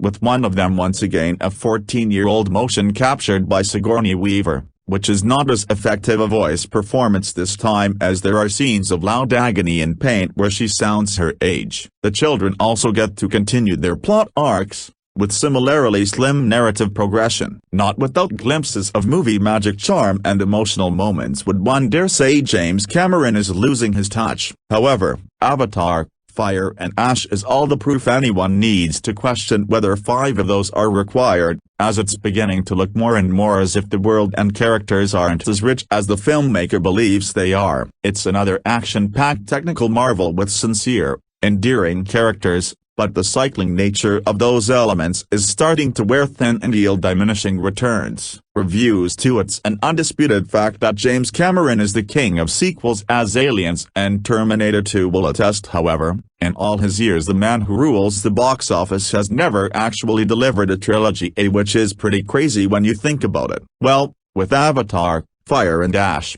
Big Jim finally scrubs helming a threequel off his bucket list as his galaxy-spanning juggernaut gets its trilogy capper. However, while you'd think Cameron has this in the bag, there are a few important questions worth mulling over. For example, after metaphorically spending 16 years on Pandora, does this planet of wonders still give any more surprises to give us? Let's be fair, with one movie set in the forests and a follow-up centered on the seas, how much more of Pandora is there actually left to explore? With a possible 2 further films and an impressive box office streak hanging in the balance, can Cameron and the Sully clan manage to bring the Avatar franchise home? Or in other words, is it fire, or is it ash? Not long has passed since the last battle with the Na'vi and the resources-grabbing people of Earth, and while the clan of Jake Sully has fully integrated with the water-dwelling Karein tribe, the emotional wounds they sustained after the death of their eldest child, naye, still have a long way to go before they heal. While Jake himself bottles up that grief the way a Marine would and tries to get back to the task of trying to protect a family that's already fractured, wife Neytiri has channeled her despair of losing a child into a pure, seething hatred of all humans. This proves to be especially awkward for Spider, the adopted human child of Jake's archenemy, Quaritch, who stirs up uncomfortable memories whenever he's near a witch is always able, while the plucky Homo sapien does his best to console a guilty Loak who feels responsible for his brother's death and provide friendship to Kiri. Jake knows that they have to get him away from the Karein, lest Quaritch comes for him again. However, after enlisting the aid of the sky-dwelling traders of the Wind Tribes, they soon come under attack from a warlike Na'vi tribe named the Mang, who worship fire, and in the chaos, Spider finds himself in deepest Thanator shit when his breathing mask keeps scrapping out due to a low battery. But while we're introduced to the slinky, witch-like, leader of the Mang, Vrang, who delights in consuming everything she sees with fire, a more alarming event occurs when Kiri uses her special knack for contacting the great god I Want to not only save an asphyxiating Spider, but totally rewrite his genetic code to enable him to breathe the poisonous serum Pandora. If this gets out,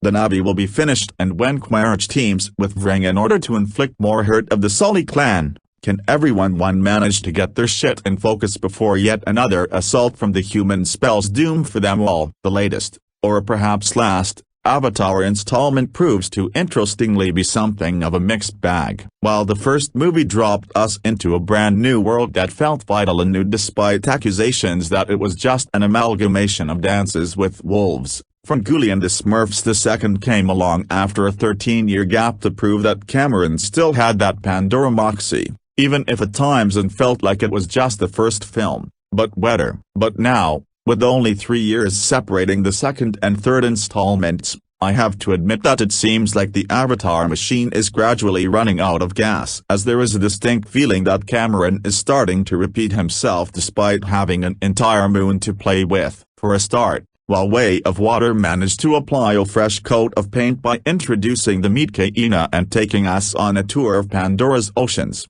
the film has no similar trick to pull here despite introducing not one, but 2 new tribes that round out the elemental theme. If the first movie, with its forests and trees, was earth and the water was a broken bar, well, water, then we now get an air tribe in the form of David Thewlis sky traders who float around with the aid of big flying jellyfish, and a savage fire tribe represented by Una Chaplin's goth chic meets Na'vi chiefess, Vrang. However, while the other movies had the luxury of basing large sections of its plot on having its leads literally explore the culture and ecosystem of its new tribes, Fire and Ash now has so much accumulated plot baggage to manage. The Sky Traders feel more surplus to requirements that another, vital addition to this world, the Mang, in the other hand, not only proved to be a welcome, villainous addition to Cameron's expansive world building, but provides some of much-needed variety when finally delivering some Na'vi antagonists. In fact,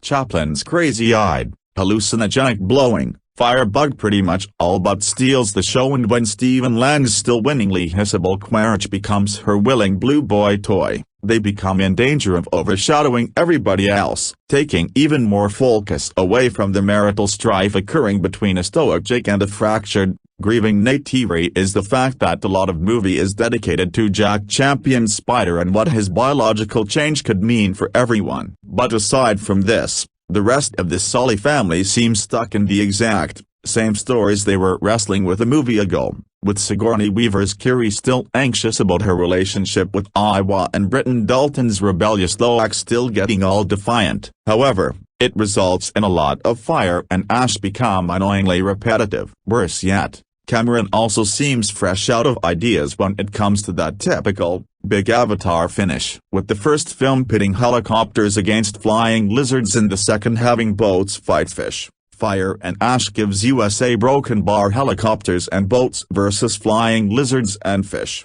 which means that a lot of that final, extensive battle is just stuff you've already seen before. Even Neytiri's exploding arrows are cribbed from Cameron's script for the second Rambo movie. It's big and visually impressive, of that there can be no doubt, and we've spent so much time in the company of the Na'vi, that it's tough not to feel at least some investment. But by this point, we've already seen giant whales leap onto boats and flying equine attacking military helicopters, so when someone as innovative as Camion usually is, it's tough not to be surprised at the lack of new ideas. Of course, the stunning visuals, eye-popping 3D and emotion content will no doubt have the Avatar faithful dropping to their knees and praising Iwa for yet another installment, but at a hefty 3 hours and 17-minute running time, surely there was some repetitive fat to be trimmed. While there is some truly good stuff here, mostly based around the villains, Cameron might want to think up some new ecosystems if he expects the proposed fourth and fifth installments to cover new ground. It's big,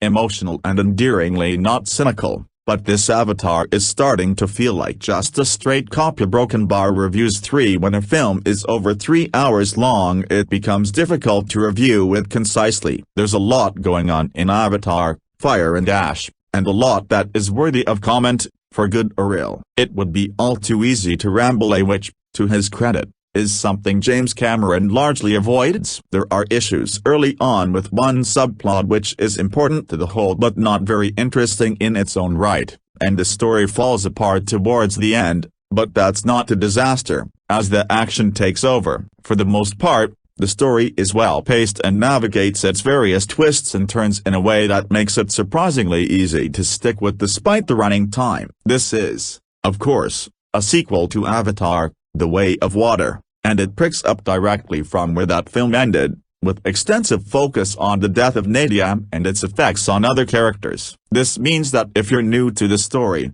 it may take you some time to find your feet. No effort is made to explain who is who for newcomers. The central themes, however, are obvious enough. There is a focus on relationships between parents and children, complicated by the fact that some of those parents are in fact humans, sky people, mentally inhabiting bodies of the Blue Na'vi people in order to interact with them in their environment. Connected to this are issues around identity and belonging. This is a particular issue for Spider, Jack Champion, a human boy, whose white skin and dreadlocks speak volumes, who has been adopted by original Avatar Jake, Sam Worthington, and his Na'vi partner Neytiri. Zoe Salda A++A. He's about to undergo a transformation which could change the colonial possibilities of the whole world, which obviously makes him important. Unfortunately, he's also one of the most boring characters, speaking in a teen argot usually associated with boyfriends from the wrong side of the tracks,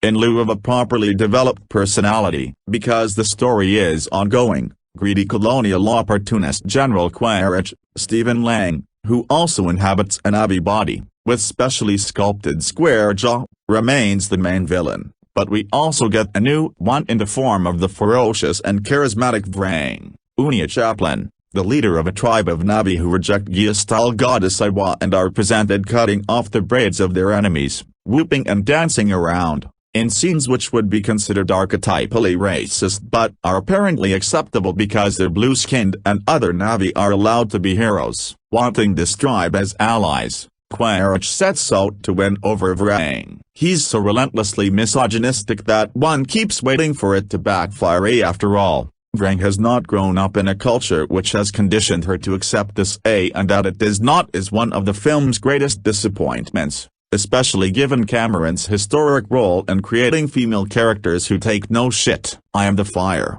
screams Vrang at the start, and although she remains one of the most interesting characters for much of the first half, by the end she is at most a weakly glowing ember, outshone by a man who still fails to convince as the brighter of the two. Where the story stumbles, the film is carried forward by action. This is visually spectacular, as one would expect from Cameron, with the carefully constructed landscapes and movement through them delivering the most impressive thrills. He's notable mortise in water, with the movement through air not always as convincing as it should be in and beneath the waves. It's a lot more satisfying. One should note, however, that a lot of this is basically repetition of what was seen in the previous film, so it will work for fans who want more of the same, but it doesn't offer many surprises. There are some very similar plot elements as well. An additional problem is the way that the apparent death of a character early on turns out to be a mistake. He's hardly the first character to miraculously turn out to be alive after all. In this case one might think of the Abyss, but doing this so early has the effect of undermining all the subsequent action scenes, as one can't take the risks that characters face seriously anymore. The film's biggest problem is its dialogue, which, in places, makes it hard to take anything seriously. Cameron is famously a fan of generative AI, and one might almost believe that the dialogue has been written that way, because practically every line is the most obvious possible set of words for a character in that situation. It is, in places, tailored to archetype, but never to personality. Particularly embarrassing are the great motivational speeches which sound as though they have been approved by an over-promoted office middle manager after watching too many Marvel blockbusters. The film, like its predecessors, is ultimately about heroic indigenous resistance to colonization, but it falls a little flat because this dialogue, and the decision-making that goes along with it, suggests that the Na'vi have already been thoroughly colonized at a cultural level. In a film which always sidesteps real moral quandaries and substitutes jargon for any genuinely different way of thinking,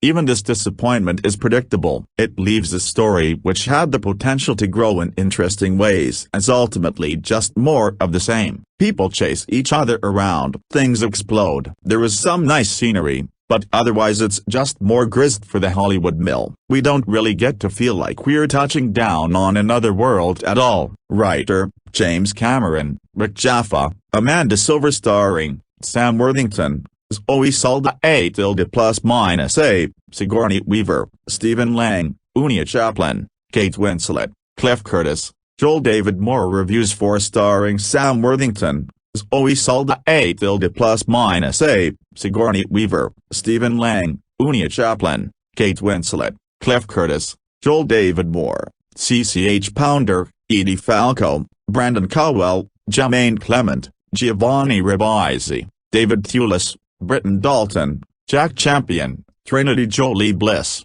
Jamie Flatters, Bailey Bass, Philip Jeljo, Dwayne Evans Jr., Matt Gerald, Dilip Rao, Daniel Locke, Kevin Dorman, Keston John, Alicia Valla Bailey, and Johnny Alexander. Synopsis: Jake and Neytiri's family grapples with grief after Nadium's death, encountering a new, aggressive Na'vi tribe, the Ash people, who are led by the fiery Vrang. As the conflict on Pandora escalates and a new moral focus emerges, at one point during one of the seemingly endless circular encounters in Avatar, Fire and Ash, especially if director James Cameron sticks to his plans of making 5 films in this franchise, former soldier turned blue family man, or family Na'vi, and protector Jake Sully, Sam Worthington, tells his still-in-pursuit commander nemesis transferred to a Na'vi body Miles Quaritch, Stephen Lang, that the world of Pandora runs deeper than he or anyone imagines, and to open his eyes. It's part of a plot point in which Jake encourages the villainous Quaritch to change his ways. More fascinatingly, it comes across as a plea of trust from James Cameron,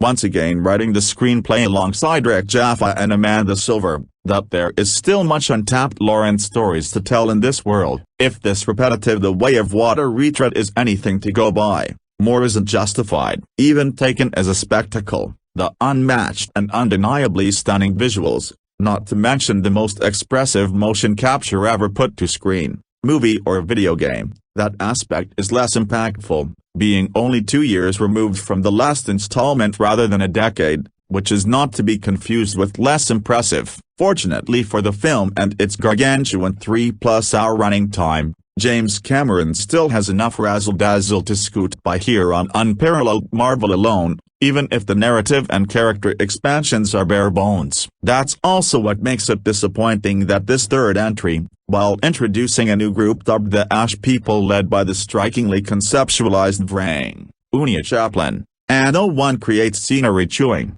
magnetic, and badass-looking villains quite like James Cameron and their plight with feeling left behind, rebelling against Pandora religion. Avatar, Fire and Ash is stuck in a cycle of Jake endangering his family, and, by extension, everyone around them, with Quaritch hunting him down for vengeance but this time more fixated on his human son living among them. Spider, Jack Champion, who undergoes a physical transformation that makes him a valuable experiment and, for better or worse, the most important living being in this world. Even the corrupt and greedy marine biologists are back hunting the same godlike sea creatures, leading to what essentially feels like a restaging, if slightly different, riff on the climactic action beat that culminated in Last Time Around. Worse, whereas The Way of Water had a tighter, more graceful flow from storytelling to spectacle, with sequences extended and drawn out in rapturously entertaining ways. The pacing here is clunkier and frustrating, as every time these characters collide and fight, the story resets and doesn't necessarily progress. For as much exciting action as there is here, the film also frustratingly starts and stops too much. The last thing I ever expected to type about Avatar, Fire and Ash is that, for all the entrancing technical wizardry on display, fantastical world immersion, and imaginative character designs, complete with occasional macho and corny dialogue that fits, namely since the presentation is in a high frame rate consistently playing like the world's most expensive gaming cutscene, is often dull. Yes, everything here, from a special effects standpoint, is painstakingly crafted, with compelling characters that James Cameron clearly loves, something that shows and allows us to take the story seriously. Staggeringly epic action sequences are worth singling out as in a tier of its own. It's also a modern movie free from the generally garish and washed-out look of others in this generation, but it's all in service of a film that is not aware of its strengths,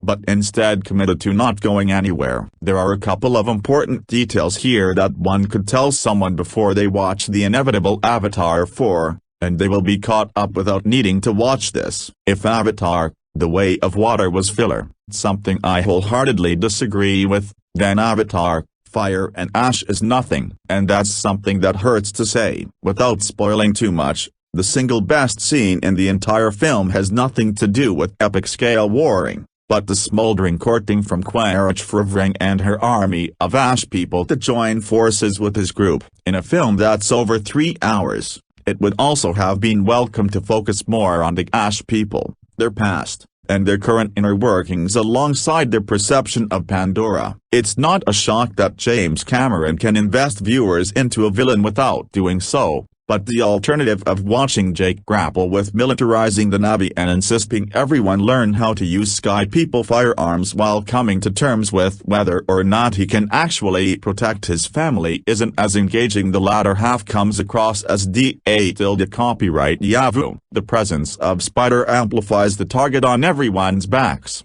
with Jake convinced the boy needs to return to his world. His significant other Neytiri, Zoe Salda A+/A, with rage building inside her stemming from the family losing a child in the climax of the previous film, encourages a more aggressive approach and is ready to kill Spider if him being a part of the family threatens their remaining children, with one of them once again a 14-year-old motion captured by Sigourney Weaver. which is not as effective a voice performance this time, as there are scenes of loud agony and pain where she sounds her age. The children also get to continue their plot arcs, with similarly slim narrative progression. Not without glimpses of movie magic, charm and emotional moments would one dare say James Cameron is losing his touch. However, Avatar, Fire and Ash is all the proof anyone needs to question whether 5 of those are required, as it's beginning to look more and more as if the world and characters aren't as rich as the filmmaker believes they are. It's another action-packed technical marvel with sincere,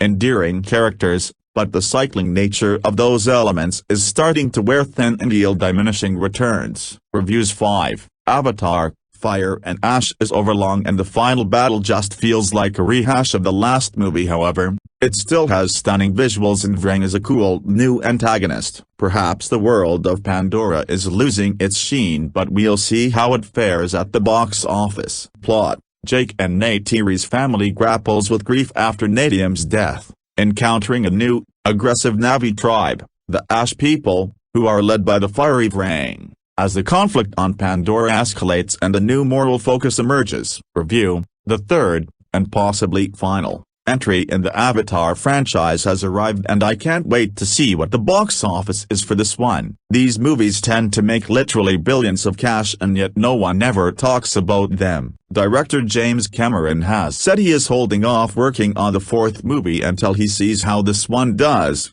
So maybe he isn't so confident about this entry in Broken Barra, but we shall see, and we should never underestimate James Cameron. Avatar, Fire and Ash is every bit as gorgeous looking as the previous movies, but the ridiculous and self-indulgent runtime of 3 hours and 15 minutes will likely put many off going to see it in the theater. After watching it, I wouldn't be in a rush to rewatch it. Cameron needs to rein his ego in and learn to edit his movies down a bit. There is no reason for this movie to be as long as it is, especially considering it's mostly just a rehash of the second movie with all the familiar themes. The environment good, humans bad. The final battle sequence takes place on and under the sea and brings nothing we haven't seen before. It is still packed with spectacle, and as it's Cameron, you know the action will be shot well. There are some nice character moments in this one and it even has some emotional scenes too. I think the most interesting character in Fire and Ash is Quaritch, Stephen Lang, who gets a bit more depth and character development than before, mostly due to the troubled relationship with his son, Spider. Jack Champion, the new villain Vrang, Unia Chaplin, is a welcome addition and comes across as quite unhinged, but the finale has so much going on that she gets lost a bit in the chaos. Jake Sully, Sam Worthington, isn't as sympathetic as before, making some odd decisions, especially the way he treats his son Loak. Neytiri, Zoe Saldana, is still as crazy as ever, and she's become quite cold since losing her son in the last movie. I think I said this with part 2, is that there are too many Navi characters and it's hard to tell the difference between them at times as they all look the same. The score still maintains James Horner's themes and has some epic choral moments for the action scenes and is one of the movie's highlights. Overall, I won't say anything else to avoid spoilers, but Avatar, Fire and Ash is my least favorite of the trilogy, and I hope this is the final entry. There are some great action sequences, and the visuals are as stunning as ever,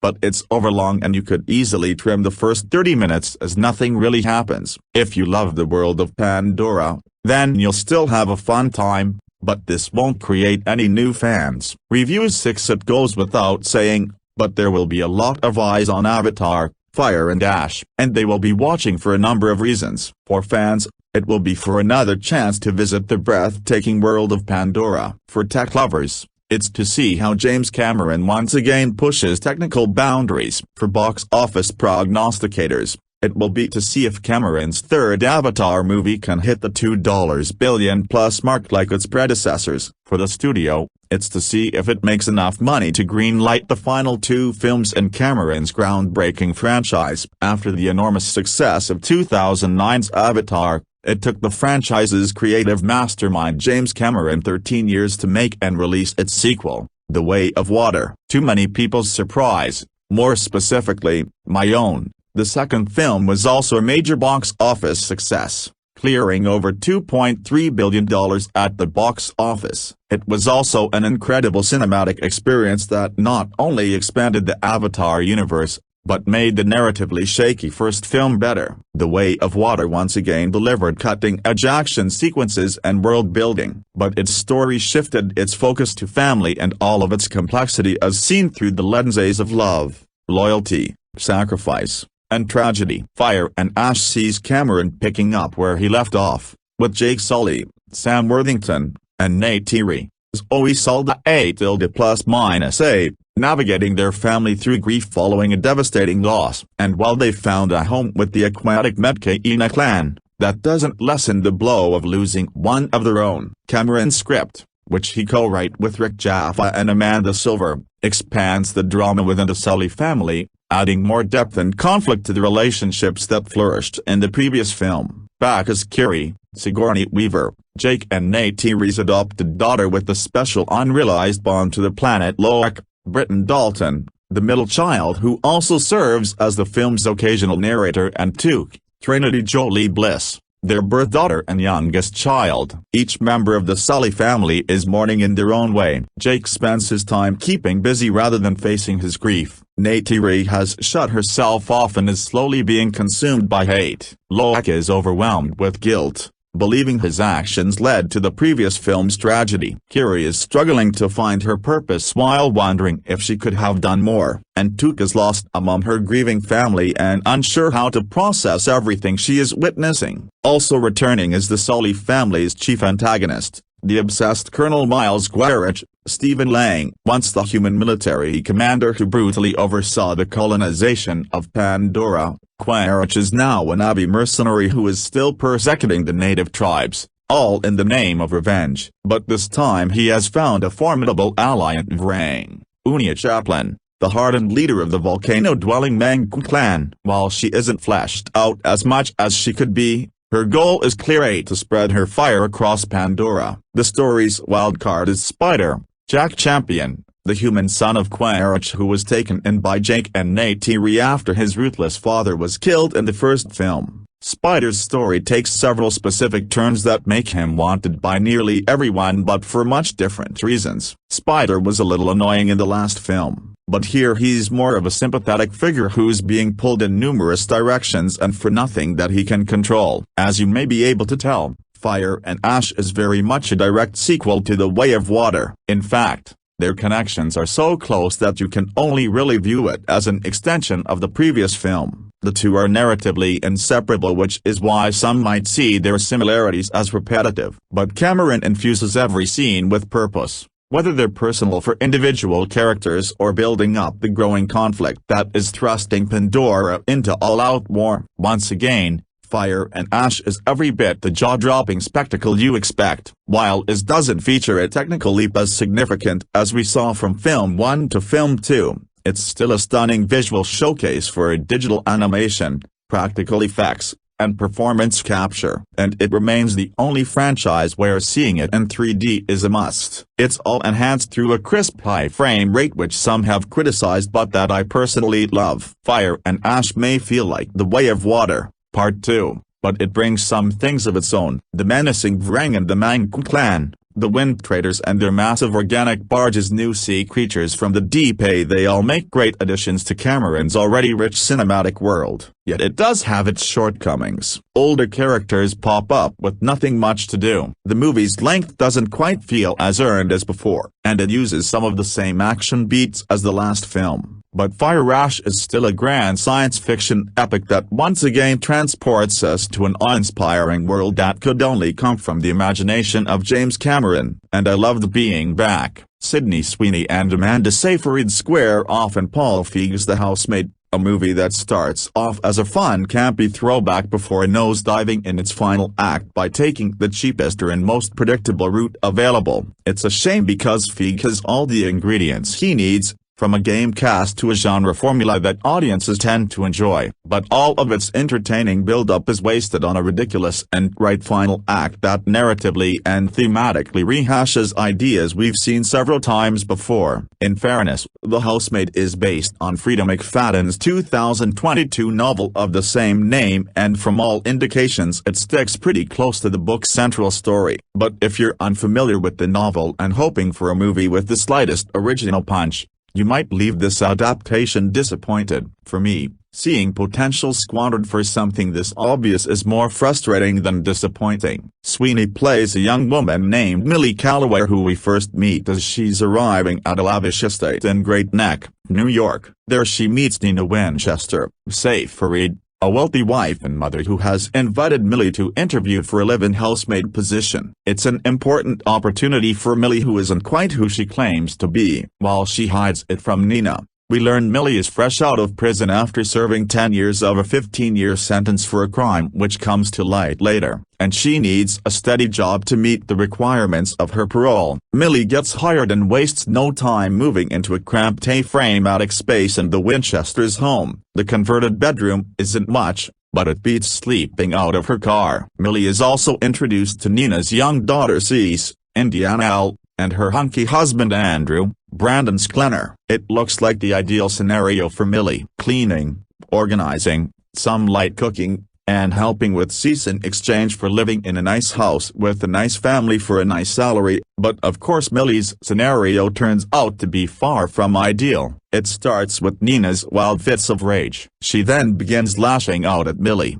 blaming her for things she hasn't done. Things get even more twisted when Nina begins framing Millie to make her look foolish. In normal circumstances, Millie would quit on the spot, but she desperately needs the job to stay out of prison. Thankfully she finds an ally in the endlessly charming Andrew, who routinely steps in to reassure and reinforce Millie with his dreamy eyes and winning smile. Without giving too much away, screenwriter Rebecca Sonnenschein wastes no time ratcheting up the drama before eventually turning the story on its head. Farid does unhinged well while Sweeney wins our sympathy and our suspicion, but neither performance hits every right note, mostly due to the material. The script cunningly pushes both characters to their breaking point only to undo its own good work with a lame reveal that's more interested in being relevant than original. Sadly, the predictable big twist lets all the air out of The Housemaid. Not only does it sour the good stuff that came before it, but it kills the film's finish where things get wackier and bloodier. But even without the story's eye-rolling surprise,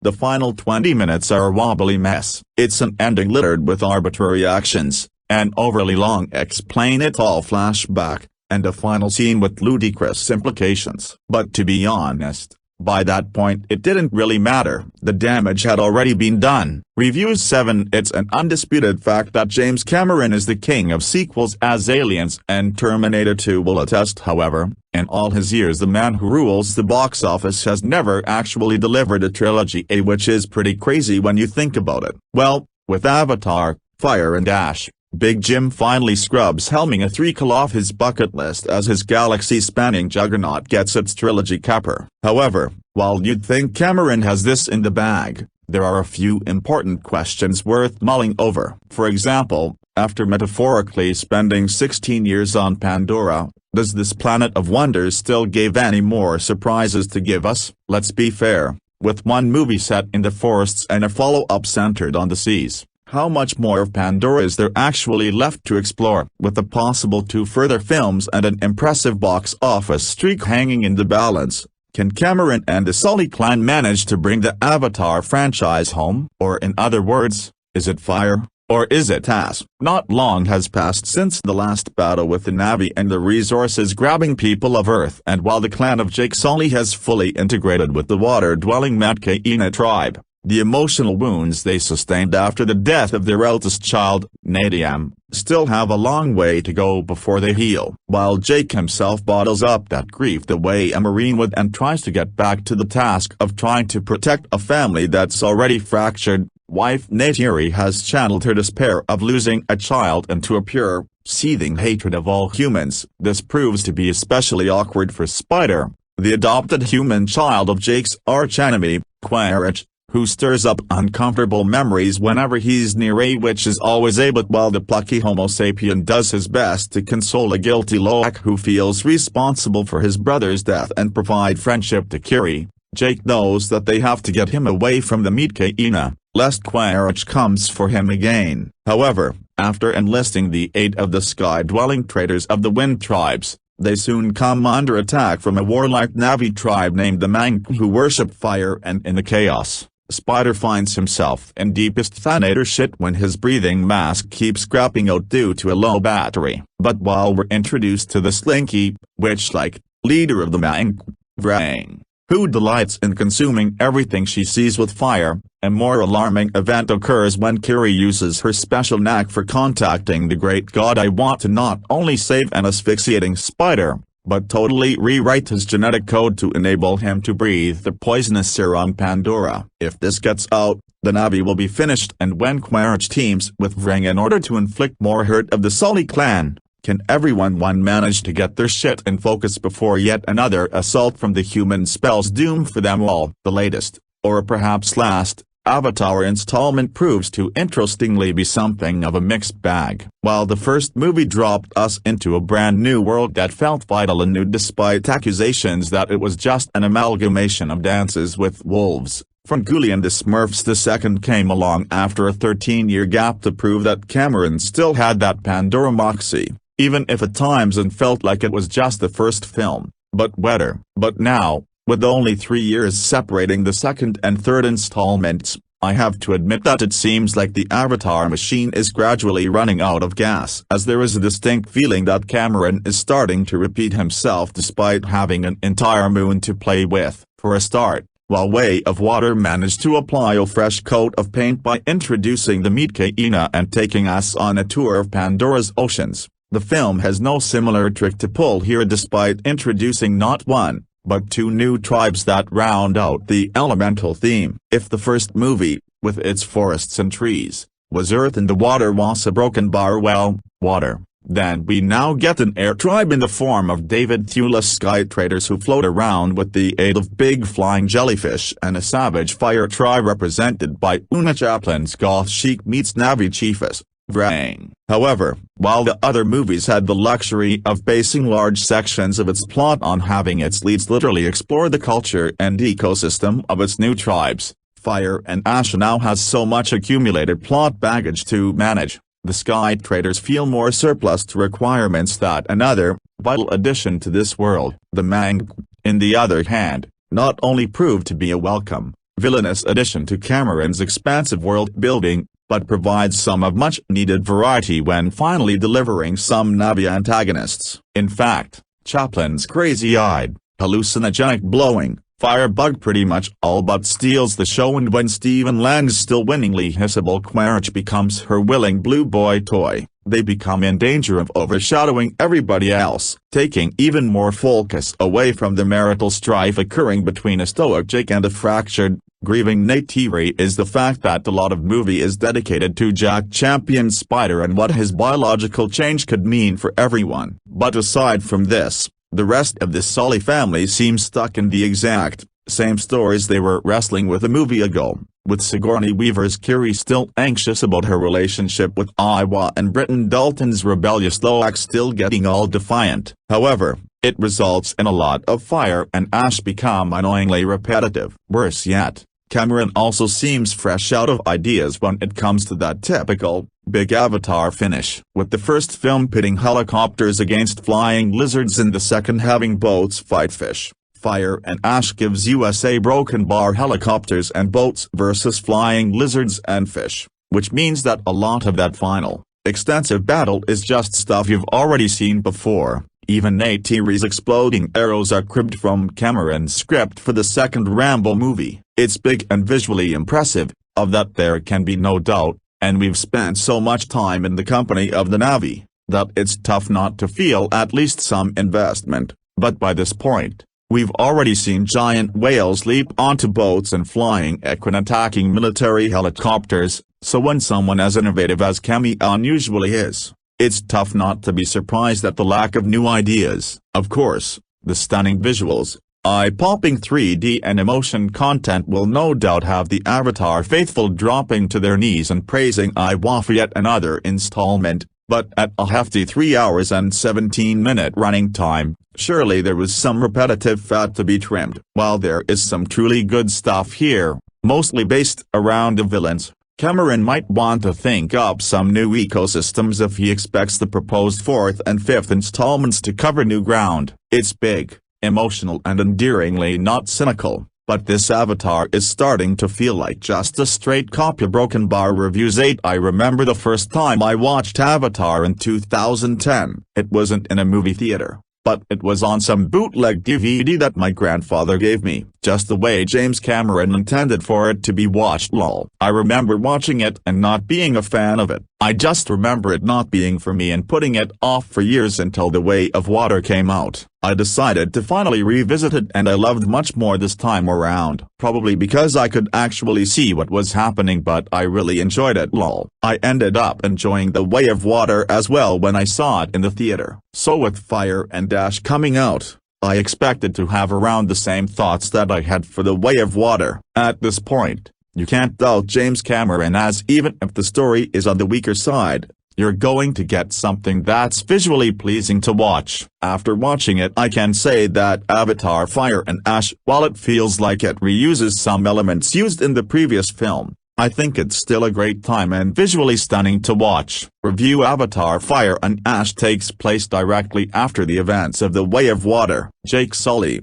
Neytiri, their family, and the Na'vi continue to fight for their land. Things get more complicated when a tribe known as the Ash people, led by a Na'vi named Rang, team up with the RDA to cause havoc among them and put the future of Pandora at stake. If you're expecting another visually pleasing movie from this series, you're exactly going to get that here. The visuals of this movie are so beautiful to look at, and I always feel like the world of Pandora feels real with how the film presents itself. There's so much ambition and creativity that the world presents itself with, and it's interesting to explore. You can tell so much work went into making this visually stunning world come to life, and the team behind did a wonderful job of making this happen. It's the best looking that the series has looked, and it's always been a major high point of the series. There's a lot of set pieces in the film that are really fun to watch as well. There's a scene towards the beginning when we meet the Ash people that offers an intense moment where you feel the danger that these characters are in. Another is a prison break sequence that is again fun to watch play out. There's also a scene between Quaritch and Vrang in a tent that looks visually stunning to watch as well, with some other tension happening as well in the scene. Lol. There's just a lot of memorable set pieces in the film that I think make it really stand out and offer a fun time. Some of the character even stood out to me as high points. Stephen Lang's Quaritch is always a joy to watch, and you can tell he's having fun playing this character. The new character Varang, played by Una Chaplin, is interesting as well, and while I wish we go to see a little more of her, I think the time she has on screen offers a lot to the film in a great way. Of course, Zoe Saldana A++A I think still gives the best performances in these films. She expresses so much in her character, and even though she's CG, she's giving it her all here. I just appreciate the world that this movie explores, and I find it all fascinating. While there's a lot to love about the film, I do feel like there's a lot borrowed from The Way of Water that makes things feel less special than they should here. Especially the final battle of this film does feel like it's doing something similar to what happened in the previous film that didn't make me feel as emotionally invested as I was hoping it would. There's conflict with characters that was prevalent in the previous film, and rehashing the same thing didn't make me care as much as it did in the previous film. Another thing that really bothered me watching it is, while I do love the visuals of the film, the frame rate is constantly changing where it feels jarring to watch. You watch one shot in one frame rate and then another in a different frame rate, and it becomes very distracting to watch as it constantly changes. Despite these issues with the film, I still enjoyed my time watching it, and it's always nice to come back to this world. Final thoughts: Avatar Fire and Ash, despite feeling like it rehashes what happened in the previous film, is still a really good time, and fans of the series will be happy with the film. I do hope we get another one eventually, as I feel there's still more story to tell in this universe. But I'm glad we have 3 fun films in the series. Never doubt the filmmaking power of Jim Francis Cameron.